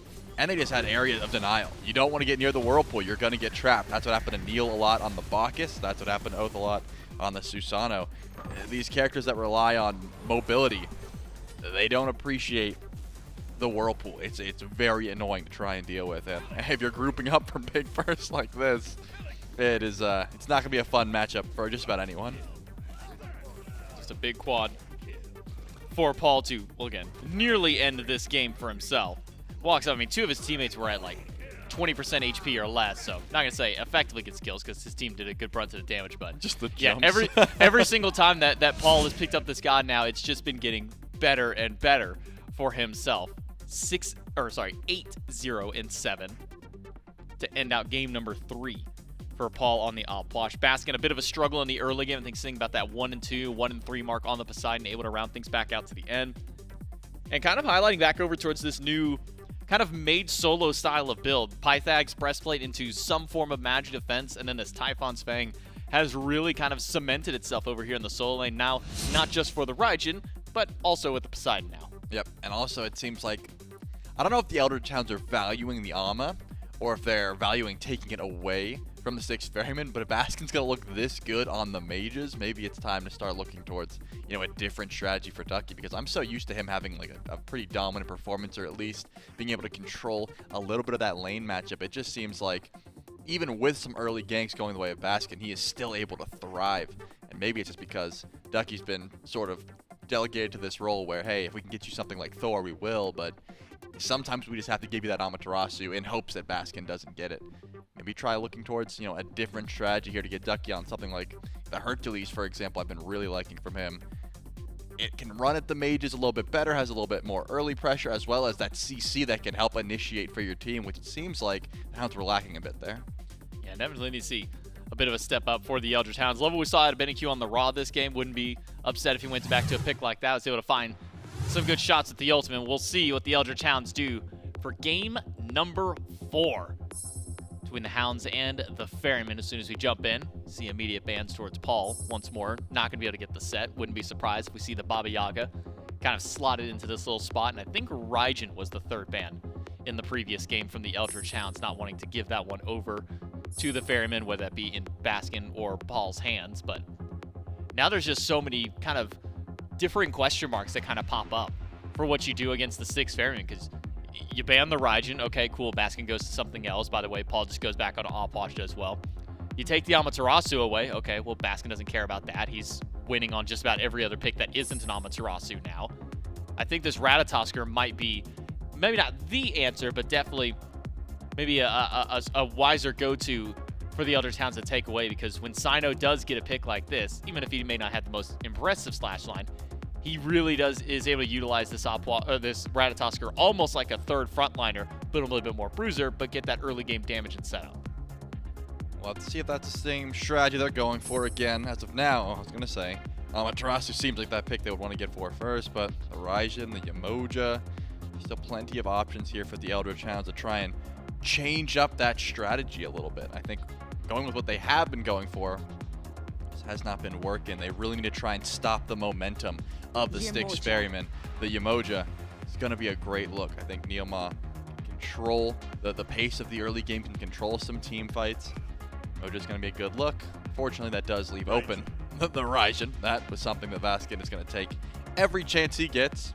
And even though it's probably not going to happen, there is still the possibility that Paul can take it as well, right? It's not unlike the Ferryman to throw a switch up in at the last second, especially in a Game 4 situation where they could take it right here. And the Eldritch Hounds are really counting on Baskin piloting that pick. But with the Raijin, try and pilot something else. There's still picks you could take away from the Ducky. I still think there's options, but considering Cyno hasn't revealed much besides the Erlang Shen, don't think they're going to be trying to take away any of those top-tier junglers like Thor, for example. Sure, Cyno could probably play it, but is he really, though? Raijin makes sense for the Ferryman. They've been going to that when given the opportunity to do so. Horus is the one that kind of strikes as a bit of an oddball one. Not to say that Horus is a particularly strange pick, but maybe a bit of a strange one to top 2 for the Ferryman, given that Horus hasn't really been meta in some time. Doesn't really feel like any team is immediately prioritizing towards this pick. Enemy team already has their support locked in, so if you were going for a support Yemoja for Aror, or a support Horus for Aror, I should say, I don't feel like you would need necessarily grab it here in the top 2, but could be holding up for some ambiguity. I'm just going to check it up as I'm immediately saying to see. I don't see any Horus gameplay from Cyno at the least, so probably not going to see it in the jungle, though could still potentially see it. So Baskin, Aror, some flexibility between those two. Opposite side, Thor locked in once more for the Eldritch Hounds. We'll see if that one goes over to Ducky, or maybe see if Oathhh is having a moment where he feels it might be a Thor day for him. Yep, can't really lock in just yet with the Outwash. You would think after Paul drops the performance he just had, and of course the way Baskin's been playing, those gods will go back, but we gotta keep saying it. The switch up is possible. It does. I do think that locks in the Horus for Aurora, though. I can't imagine that Cyno goes to the Horus jungle. I mean, I could imagine it, to be fair. That's a better way to phrase it. I could imagine it, but I don't want to see it.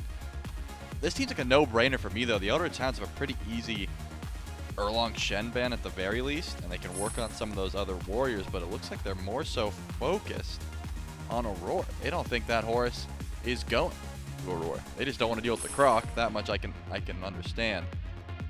They really think this one's going to Cyno. Cyno, I was almost going to say. Well, they're just hedging their bets. Yeah, they're thinking, all right, Cyno's going to do something weird. Horus is in. They've been top 2ing Cyno's got almost every single game, I think. Erlang Shen, both games 1 and 2, and then the Ratatoskr in that top 2, top 3. So maybe the Eldritch Hounds are on the mindset of, okay, well, Cyno's always gotten his god at that point, so maybe that's just going to be his, just to be safe. Ban away both the Sobek and the Najah from the Styx Ferrymen. Brings a Rom now for the team. Doesn't fully answer the question of, is this Cyno's god or is this Auror? I think it's probably safest to say that this is Auror, but given that it is the Ferryman, we'll still keep our eyes on what that final pick will be. But now for the Eldritch Hound, looking for either their jungle or solo, depending on this Thor, and then their mid laner for BennyQ. A little bit of focus has been thrown Benny's way, at least with that Raw ban. Had a great game in game number 3 with it. So now a question, where does BennyQ go for his next pick? With Baba Yaga also taking away the set, which has still been one of the mid lane priority assassins. Well, what is it, or what is something I should say that you would like to maybe see from BennyQ kind of in this final slot? Serket Atlas. Boom. Lock it. I was hoping they'd lock in right when I said that. That would have been really cool. It would have been cool. They're still thinking about it. I think as far as bans go, you don't want to go back to the Bakasura here. Sure, Oathhh had a decent time on it, but again, the reason you pick that god is for the early pressure, and he couldn't find it. I know the Alquang jumps out more than the Serket does to most people when it comes to Oathhh, but in this matchup, seems a bit annoying. The Horus is going to lock down a lot of your CC. You don't want to have to pre-beats every time you go in or water illusion that CC, so it doesn't scream to me the Aokwang matchup. But as far as diving Outwash, and that is something that needs to be talked about, Paul can't be doing that much damage and getting away with it.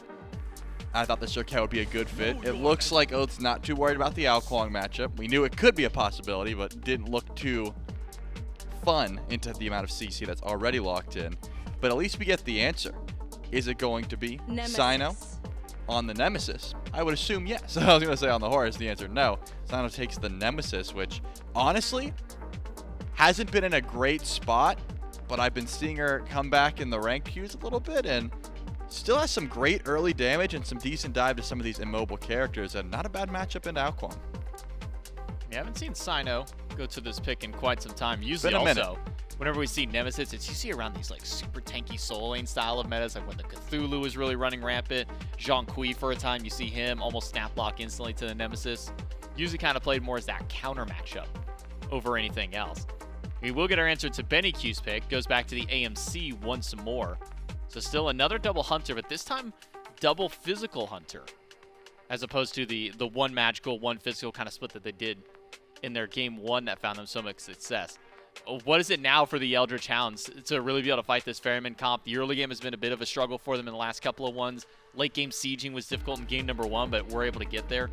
What is that point now for the Eldritch Hounds? I just want to say, first of all, a little bit messed up that Reels gave everyone one single knuckle touch, but Paul got like 4. He got the knuckle touch into the pew, pew, pew, and then everyone else got 1. What does Paul just need?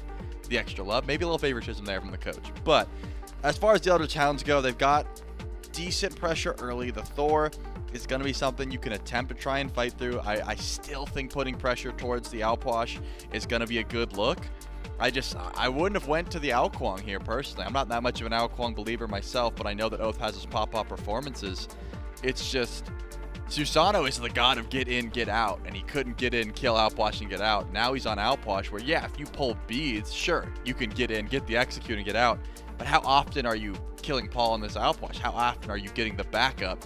Ducky and Oathhh are going to have to be on point, and they're going to have to focus out Outwash. There is no world where Paul goes undying, and it's like you're winning. It's just not going to happen. He has too much damage. So I'm thinking, put some pressure, get some dive going. As long as the Thor and the Aokwang have the damage to delete Paul, there's not that much peel. Horus does have plenty of CC, but it's not going to be that much peel. He's going to sit around, he's going to try and heal, and try and keep you alive as much as possible. But remember, Raijin has more so been the damage-oriented build where you got a little bit of tank stats, but your ult is primarily to dive some of these carries, look towards BennyQ on the AMC, use your ult like that. So going to have to focus out this Outwash hard. Well, we've seen moments of brilliance from the Eldritch Hounds. Now they got to put all those pieces together here and see if they can solve the puzzle up against the Styx Ferrymen as we jump into game number 4 with Frog and Mifflin. Backs up against the wall for the Eldritch Hounds, trying to put us on a game number 5. Styx Ferrymen looking to close it out here in game number 4. You've got Frog, you've got Mifflin, you've got Doug taking us through the battleground. And another set of interesting comp changes. And I keep using the word interesting because I'm just interested, man. I'm fascinated by the differences that these teams keep going for. Some I maybe vibe with a little bit more. I like Aokwang. I think he's had success on it in the past, but they go back towards the double hunter, and then they all on the other side they put Cyno on the Nemesis, which they mentioned the desk typically reserved for a lot of those tankier picks. So interesting how the compositions round out, I think. Yeah, very CC light draft here from the Styx Ferrymen. If it's not Aror hitting single target, it's Tycho Drum, and if it's not that, it's nothing, it seems like, for the Styx Ferrymen. Going to have a really hard time starting fights, I think. So I'll be keeping my eyes on picks, whether or not they're able to line those up properly. It's a very strong pick-based composition thanks to Cyno on that Nemesis.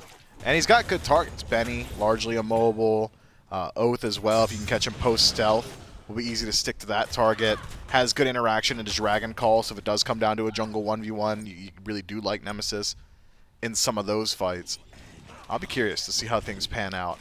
I really do feel like, though, the Ferrymen and their lack of initiation might just come back and bite them, because the Eldritch Hounds haven't just got strong initiation themselves, thanks to Ducky on this Thor or the Yemoja, but it's also strong counter engage. You could just say, all right, well, they're weak when they walk into us, so let's wait till they do it and then play to the strengths of our own draft. I'll be very curious to see how maybe some of those mid-game team fights start to roll out. I mean, the Hounds counter engage is where they found a lot of their pressure in game number 1 as well. They essentially they responded to an attempted invade on the left side. They responded to an attempted blue buff invade on the right side around 2 minutes, and basically every fight that got started in the first 5 or 6 minutes was an attempt from the Ferryman, an answer back from the Hounds, ultimately leading to a skirmish win for the Hounds. Granted them a 1,000 or 2,000 gold lead.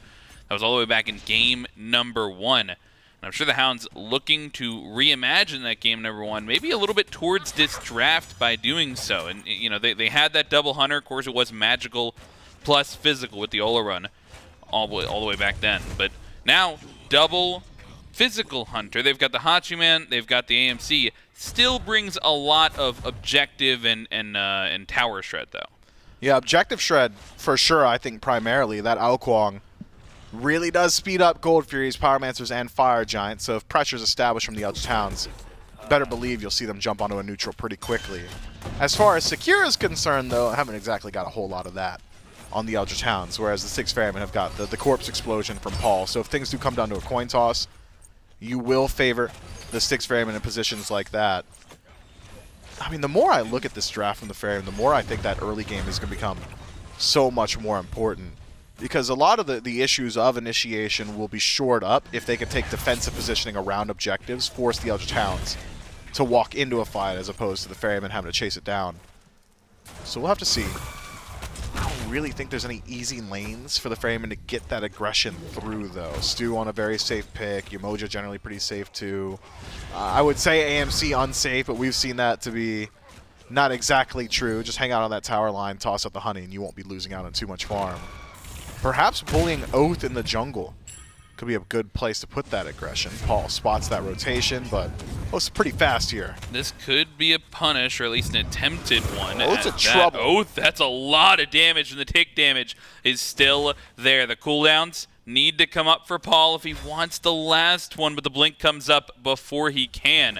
And I think Paul, he autoed the wall instead of Oathh, I saw, so maybe letting the blink come back up. Either way, Oathh able to escape with that one. And you're speaking of pressure, that's Cyno and Baskin back at it again. You put Baskin on this Raijin, and he wants to invade blues. 3 for 3 on games where he's been on this pick that he's at the second blue, and we'll have to see. But he'll most likely be at the third blue and potentially the fourth blue along with Cyno. And it's kind of up to the Eldritch Hounds, because in game 1, they just ignored it. They took a Gold Fury, they fought on the left side of the map.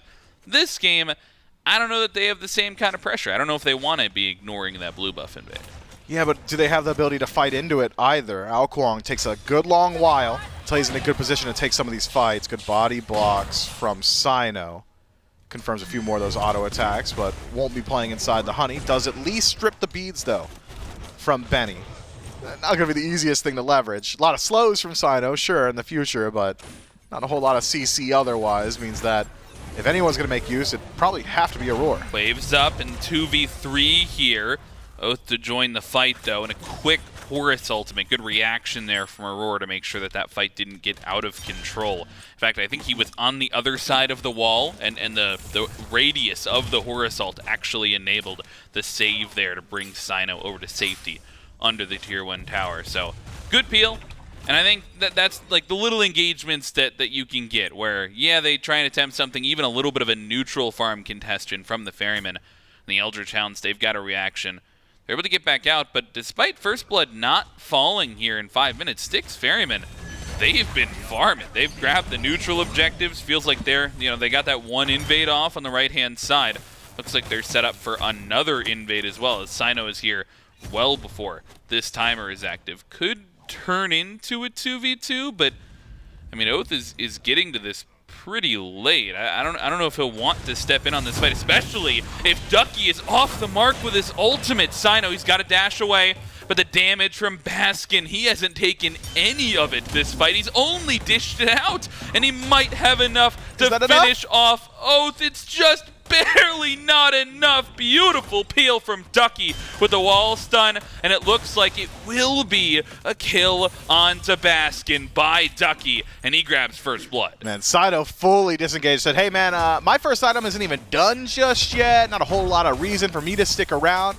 Leaves Baskin to his own devices, and once Baskin uses that first Thunder Crash to go in, essentially sealed his fate thanks to the rotation from NeilMah over towards that right-hand side. Nearly able to fight his way back in there. Raiju, one more tick, might have just done it. Had he been allowed to get aggressive once more, maybe could have stuck around, looked for a bit more of a tower dive. Instead, though, it's the Styx Ferrymen over-aggressive on the right. It's a turnaround from the Eldritch Hounds.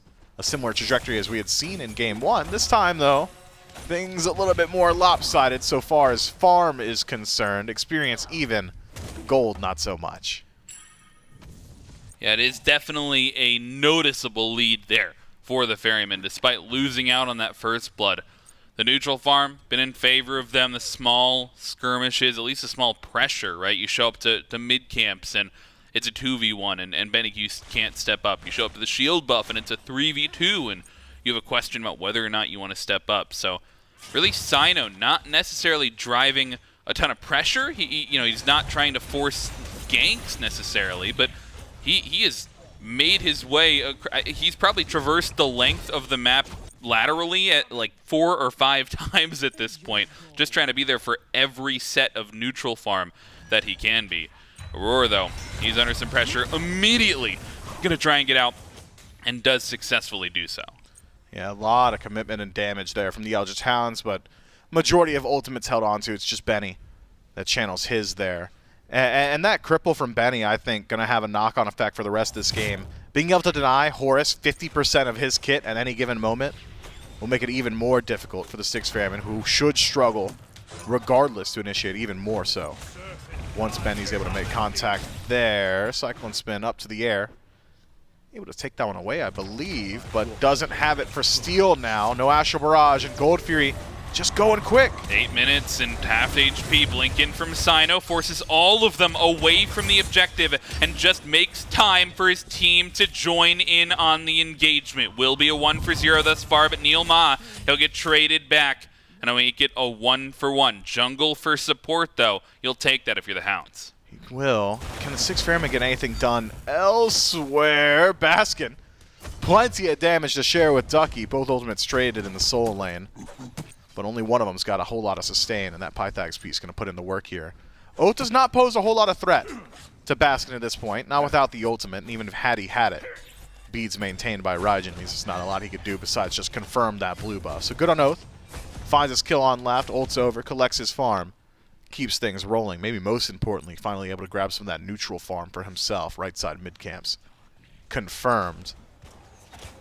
I think now the Eldritch Hounds happy with the pace early on so far as experience is concerned, but that gold lead just continues to stack for the Styx Ferrymen. I think a lot of it coming from Paul, who's controlled a lot of the farm in mid, has gone essentially untouched again. What was it the desk had said? You're not going to win if you can't kill Paul. Haven't seen it happen just yet. Yep.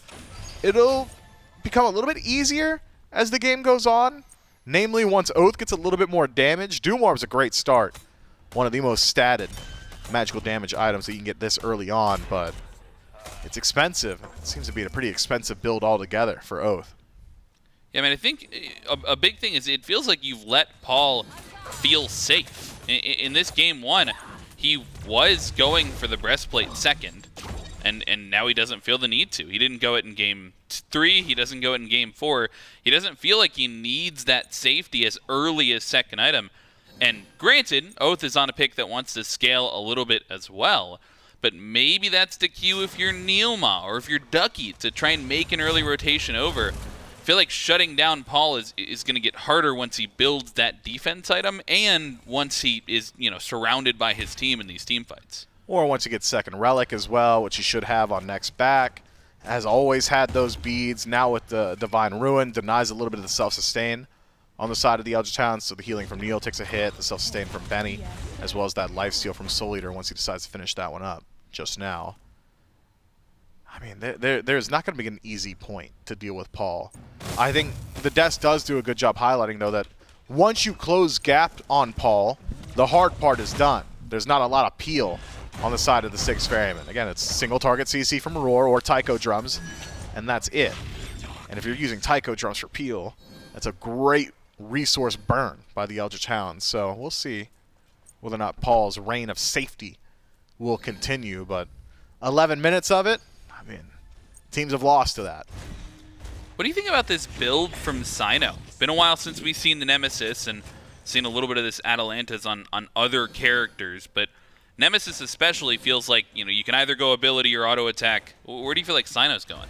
I mean, it's a hybrid build as of now. We'll have to see how the rest of that itemization lines up. Could be that he transitions entirely into Bruiser afterward. Could just be that he had eyes on a little bit of auto attack and then wanted the CDR so that the ultimate is available. I don't hate the build by any means. Atalanta's is a relatively decent statted item. You get that pseudo haste once that passive proc gets through. Jotun's is just bread and butter on every assassin. It's neither here nor there. It's definitely something a little bit different, though. You'll have to see how he continues it. I know we've seen, you know, things like the Hydras in the past, things, you know, potentially maybe the Executioner if he wants to go into a full auto attack. And that'll affect how they want to perform the fights as well. Cyno, of course, known throughout his career and on this team specifically being a little bit more of a facilitator, the Surtur pick, even the Rat pick recently, finding, you know, 2 damage items and then into the tank build, and he gets the Breastplate of Valor online, and he's a frontliner, it feels like.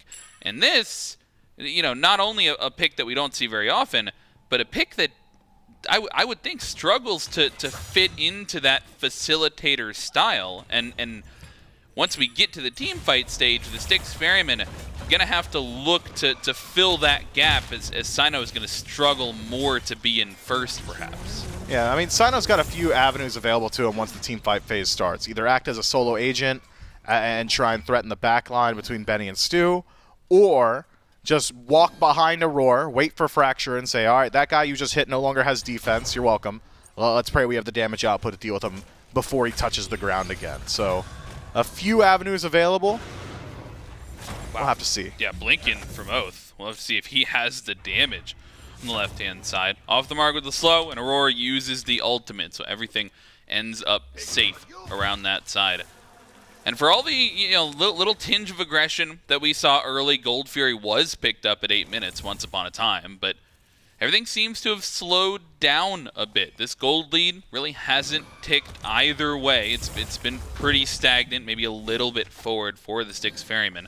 That experience lead has started to go their way as well. You see a 1-level lead in support, maybe a half-level lead in the mid lane as well. So starting to get small advantages, but nothing that would prevent the Hounds from feeling comfortable in a fight. So I think it's back to, you know, having the onus on them. If they want to try and claw back this 2,000 gold while we're still in the mid game of things, they're the ones with the double ADC composition. They've got to find the window to do so. Yeah, but I'm not even sure that they even feel overly pressured to do so just yet. They again, have a really strong scaling draft. 2 Hunters, 6 slotted, feels really good. Ao Kuang's a late game hyper carry. Could be that the Eldritch Hounds are saying, yeah, this is within the realm of acceptable losses for now. Haven't fallen too far behind just yet. We'll have to draw that line eventually. Won't be around the Pyromancer, though. Easily confirmed. Good ultimate. Might be able to lock some down. Riptide catchers 2 there, and Cyno uses the ultimate just for the defense. They're trying to fight through the field of corpses, and the re-engage now on for the Styx Ferrymen. Oathhh, it's taken down, and Cyno looking to chase down Ducky on this right-hand side. The hammer has to come up in the next couple of seconds, but they're going to catch him on the other side of the wall, and he will not be able to escape the damage under the Tier 1 tower. Baskin finds the last hit. They might even find the Tier 1 tower in time. But they take down 2, they take down the Pyromancer as well. Yeah, the Hounds just a little bit slow on the... No way. No way. Okay, all right. Let's run it back. 15 minutes this time. It's not 11. Hounds just got into that Pyromancer fight a little bit too late and then overcommitted afterward. They're aware. We'll see. Can they get there in time? Benny's They know it's happening, which is at least a benefit Cyclone? over the last time this happened. But Cyclone's like, oh, I see him in the jungle, guys. Come help. We're looking for the engage. And Cyclone finds the 2 shots that he needs and takes down BennyQ. They won't get the 15-minute Fire Giant, but that bait nabs him another kill. It also distracts CycloneSpin from the duo lane, though, so Stu catches up in farm, knocks down a Tier 1 tower, opens up the map a bit. It is lowest value Tier 1 tower as far as I'm concerned, though. I mean, retreat from Gold Fury takes a hit, but Fire Giant side a little bit more valuable at this portion of the game. Tier 1 and mid, the best. Wait, Demon Blade from CycloneSpin going down the crit tree. That's different. It's a lot of damage output. He's got it already. We'll have to see. I don't think Stu's like lining up for a 1v1 anytime soon. I certainly wouldn't. And even does mess up that mental math of Oathhh, who probably at this point thinks he could take that 1v1 so long as he closes gap. CycloneSpin gets like 1 or 2 lucky crits. I mean, good luck. Yeah, it might be a danger of who has pressed tab thus far since he's built the item. But Gold Fury picked up by the Ferryman. Knocked down to half HP. Baskin dashed away. Feels confident in the secure and has a good reason to. Paul, with the corpse explosion, grabs that one. And another neutral objective going the way of the Styx Ferrymen. They've increased the gold lead a bit, but I mean, still, as we get closer to this 20-minute mark, I'm still not convinced this feels, nuts. Like they're not in full control of this game, and for the scaling comp that the Hounds have, this is still maybe within the realm of acceptable losses, as you said. Maybe. Things start to get dangerous around that 4,000 to 5,000 mark, though, where it feels like team fights just really do become much more one-sided. The Styx Ferrymen rapidly approaching that.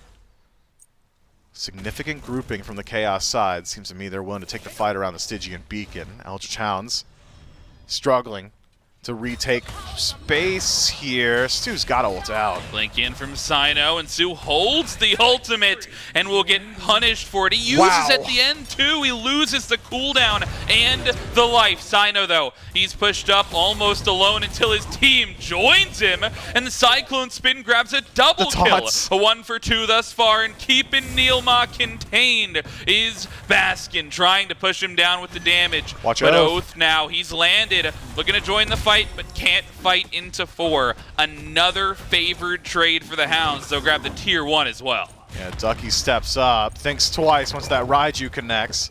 Any more damage towards him, and he'd be on the chopping block on the dive.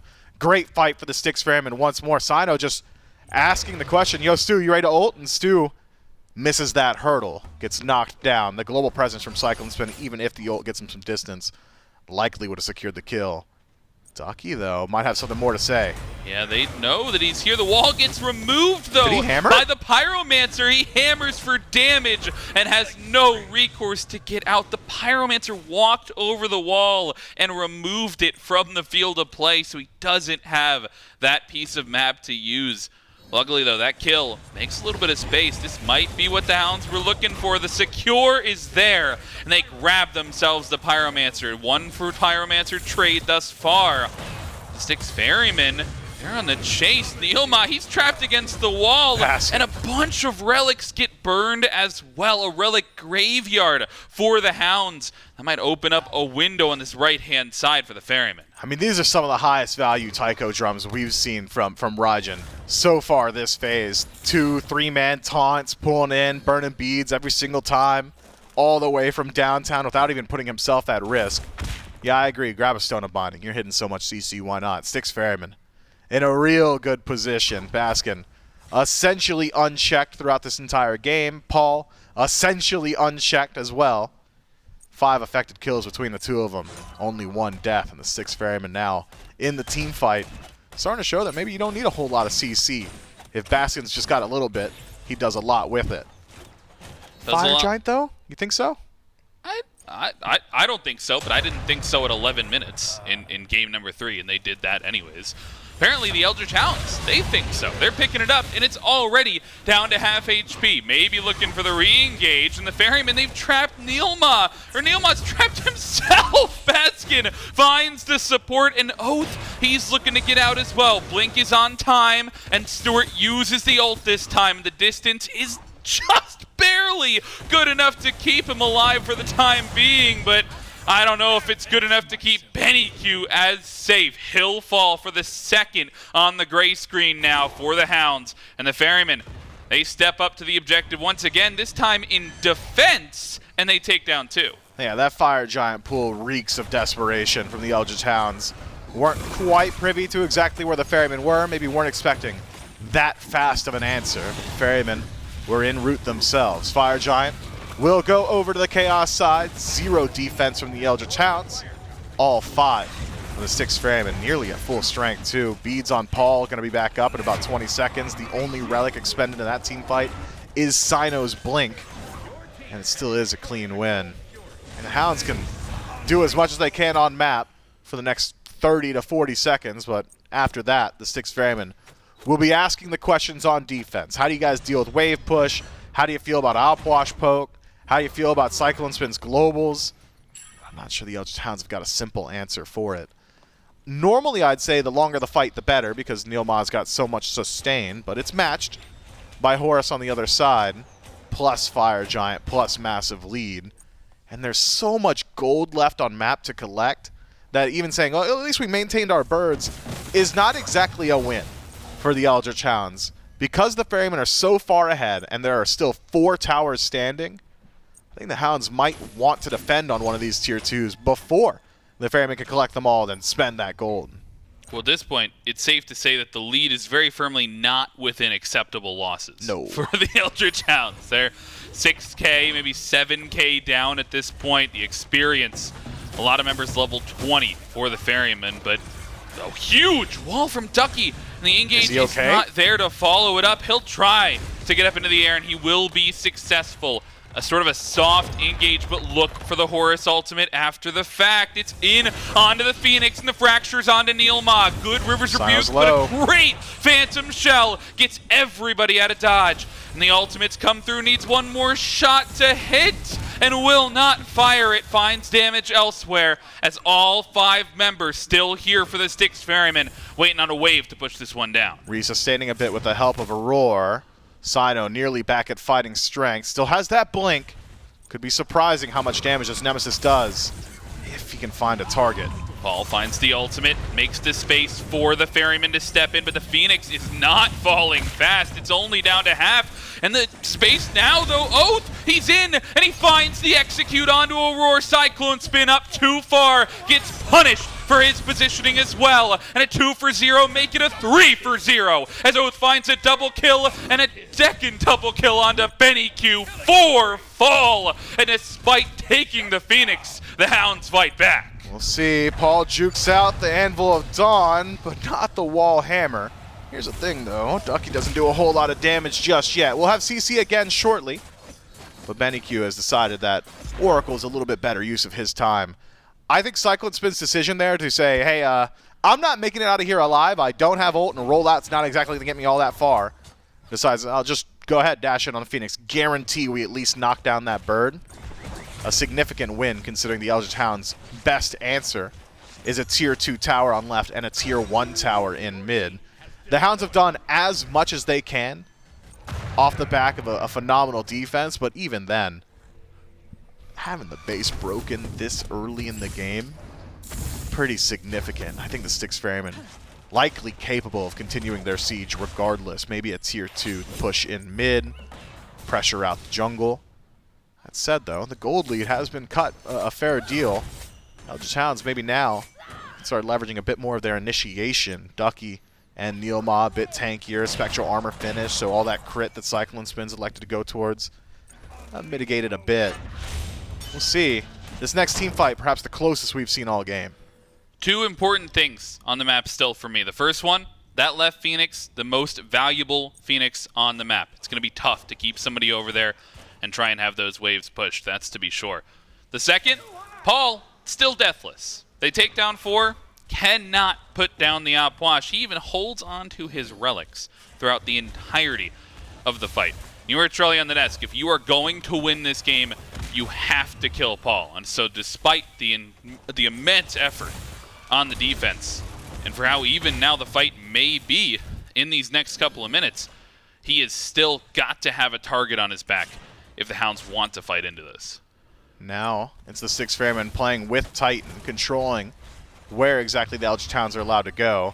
We don't often see teams push with the Titan itself. It's more so, now we know where our enemies are. They're dealing with the Titan. What can we do in the meanwhile?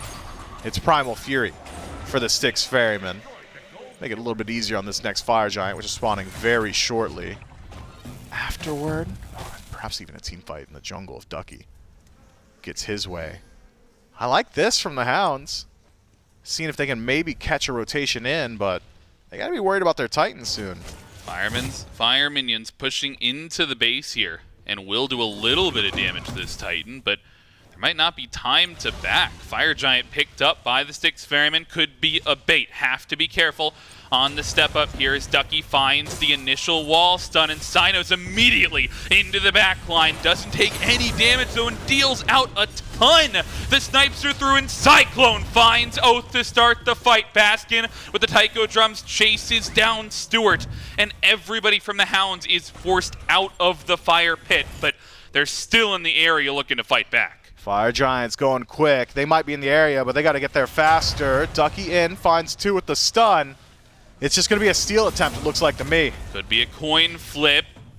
Bubble comes through, and they're taking it slow, but nobody can step up. The zoning is beautiful, and the Horus ultimate to follow. It's going to catch 2 with the knock-up. BennyQ under pressure. NeilMah out in front, and will be a double kill for CycloneSpin. Stuart, no ultimate under the Tier 1 Phoenix there. The Tier 2 tower still up, but they're chasing him into the Titan room. They still got structures to take down. Yeah, meanwhile on right, Cyno's putting in the work on that Tier 2. On left, enhanced minion wave will pressure there. And you still have 30 seconds left on nearest respawn. Benny and NeilMah in the grayscale. Lots of time to play with. Oathhh trying to find the 1v1 and is sorely mistaken on the advantage he might have had. Takes down another, and 3 in the gray screen means the W key for the Styx Ferryman. In the air goes Ducky, but I don't know that he has a landing target. He just has to escape, and you lose that ultimate as well. The field of corpses comes out. Ducky is sure to fall, and the Titan may be next on the chopping block. The Styx Ferryman looking to close things out with a bang, and only CycloneSpin hitting the Titan. Everybody else wants kills, but the Styx Ferryman in the end will close it out 3-1. Man, we got to check Paul's PC. Someone's got to make sure that guy's actually capable of dying. 1-0-9 on the Opwash. You're not going to win if you're not going to kill Paul, and killing Paul seems to be pretty difficult for everybody in the league, Hounds included. Styx Ferrymen look real dominant in this one. Loved every single bit of it. It was clear, concise play on the objectives. Team fight target selection was clean too. Everybody on the same page, everybody diving at the same time. Styx Ferrymen making an argument for best in the league. Best in the league is right. They've been fighting back. They only have the one loss, and even that one was a 5-game set. They've been hard fighting during the entire road to Worlds. I think still some positives you can take away if you're the Hounds, right? Recent roster change, maybe still trying to find their footing with that new pick. They take 1 game off the Ferryman, but I mean, that strong is right, clean is right. We listen into their comms. They sound clean and concise. They've got the drafts on lock. They go back to the same pick, same style that they've wanted to. And an interesting style at back, all 3 games, like they go 3-1 with Opwash in the mid lane. That's them. That's just that's their thing now. They can have it. They're the Opwash guys. I mean, you know, maybe not a title I'd personally invite upon myself, but you know, if you want to be known as the Opwash guys, you've done it. They are known as the Opwash guy. Maybe Paul is known as the Opwash guy. Is still undying on this pick throughout the entirety of that set. I think he died. He didn't die on Baba Yaga either. So Paul, maybe the one to shut down. Hounds weren't able to do it. Ferryman clean it up 3-1. That's it for me and Miff. We'll throw it back to the desk to break it down.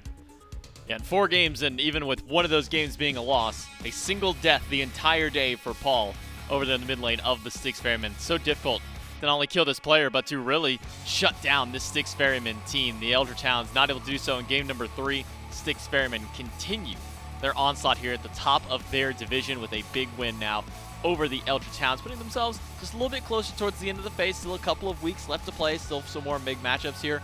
But a win to the Styx Ferrymen really do need to be able to take down one of the lower end teams. Yeah, and it's interesting because I said before this set, you know, that's what's got to be a big change is you got to kill Paul.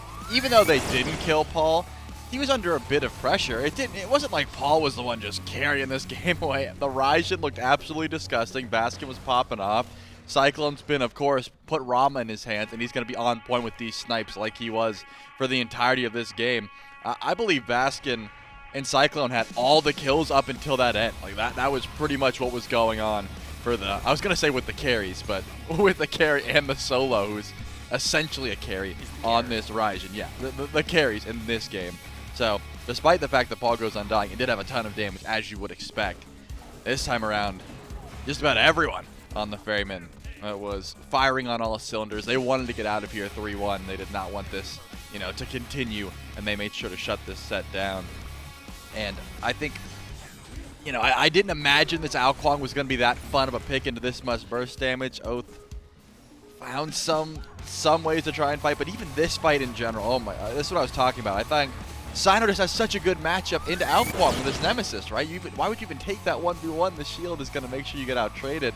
So, really like seeing that from Cyno. That's something I called for as well. Wanted to see more of these assassins. The Rat wasn't available. He didn't go to the Erlang. He goes to the Nemesis, and looks pretty good on it as well. Yeah, Styx Ferrymen, overall, even with their one-game loss at the very beginning of the set, come back in with a 3-0 sweep towards the end of this one. And who better to talk to than the man who's so difficult to kill on this Styx Ferryman team? It's Paul for the post-game interview. Thank you so much. That's right. We've got Paul here from the Styx Ferrymen. Congrats on the 3-1 win. The first thing I got to address, I feel like we've been talking about it on the desk all day. We come back to it every single time that we watch you guys play a set. You don't die a lot. I don't know if you knew that. I don't know if you've been paying attention to the stats, but you just have, a play style that you stick to, farm oriented to the stop, and it's been so difficult for teams to shut you down. Is that a big focus of you and the team's play style, or is it more just something that naturally comes about? A lot of it is just itemization in the meta. So for Baba, you get Prophetic Cloak. You can stack it really easily with the Baba passive. You have a lot of procs, a lot of health, and then Breastplate. Breastplate Determination. You can be really tanky, and it's just a really good clip. No, I mean you have definitely been one of the mid laners that has been more geared towards building those hybrid builds or throwing one of those defense items onto the pick rather. How is the team feeling sort of as a whole, right? We're about week 5 of the Road to Worlds meta, coming up on playoffs, coming up on who's going to qualify for that Worlds stage ultimately. How are you guys feeling? Obviously taking the win against the Hounds, still a couple games to play, but going forward, do you feel like you guys have a pretty firm hold on the meta, know what you want to be doing? We're feeling good, not extremely good. We still have to figure out some stuff, but overall, I'd say out of 10 stars, 7.5 or 8 maybe. That's pretty confident. Do you guys feel like a lot of us are sort of touting you as either the top of the league or the top 3? Do you put yourselves up there on the top spot, or do you have a ranking for yourself, or where you guys intend to be by the end? I think it is top 3 teams, us, Levi's, and Warriors. But for what we think, I don't know. I think it's really close, man. I mean, we're gonna have to see. We play Warriors tomorrow, so that'll be a good game. Yeah, should be a good set indeed. Well, either way, congrats on the win. Styx Ferrymen take it today. We'll throw it back to the desk. Hey, Paul's been doing the breastplate meta before it was ever a meta kind of item, so now seeing an item like that become so prevalent across the board feels right at home for Paul, just being able to build what he's already been playing for the last 3-4 seasons of play. We can take a look at our schedule, see what you missed out on today, what you can look forward to for the rest of the weekend. We started out with a 3-0 Camelot Kings over the Gilded Gladiators to begin our day, and then we just concluded now our Styx Ferrymen versus Hounds set 3-1 to the Styx Ferrymen. Make sure you tune in tomorrow. We've got our match of the week, the Oni Warriors and Styx Ferrymen, as our second set of the day. And right before that, another one you should keep your eyes out on, especially with the resurgence that really both of these teams are now having. Camelot Kings and Jade Dragons kick off our Saturday morning of SPL. And then on Sunday, we got the Ravens and Gladiators and the Leviathans and Hounds to round out week number 5 here in the SPL and the Road to Worlds. Only a couple of weeks left of play after this. Matchups are getting close. There's some teams that are already starting to round out to 7, nearly 8 games by the end of this weekend that they'll have played. Only going to be seeing them a couple of more times for the remainder of this phase. Playoffs right around the corner as well. As it stands, at least from what you can see. Styx Ferrymen still holding the top seat for themselves. Oni Warriors on the opposite division at the very top. Right behind them, though, the Camelot Kings and the Ravens. Still some opportunity for fight back in the Chaos division. As I said, we'll get to see a couple of those teams a little bit later on this weekend. Same for the Leviathans, red hot on the heels of the Ferrymen, the only team that has been able to deliver a loss to the Ferryman squad. So we'll have to really be waiting for that rematch between the Ferrymen and the Leviathans. Right behind that, though, Jade Dragons and Eldritch Hounds a little bit further behind the curve. Still some opportunities to potentially jump up, but it is going to take a lot for the Jade Dragons or the Hounds to be able to jump into that second seed. Yeah, as far as I'm concerned, you need to be focused on, positioning and, trying to get your placement up. But when all hope is lost, just retaining as much knowledge as possible, getting that teamwork down, figuring out how you want to play the meta, all of that infinitely more important than a couple placements that are just almost unreachable at this point. Hoping to win out is, everyone wants to win out, but not always realistic. Just try and get as much good practice as you can in before the end of that phase. We still have a couple more days to go for this weekend and still plenty more SPL action to be had. If you want to stick around, the SEC will be happening immediately after this broadcast, but that's it for the SPL today. On behalf of myself, Charlie, all the other casters, and everyone behind the scenes, thanks for watching. We'll see you back tomorrow for the SPL.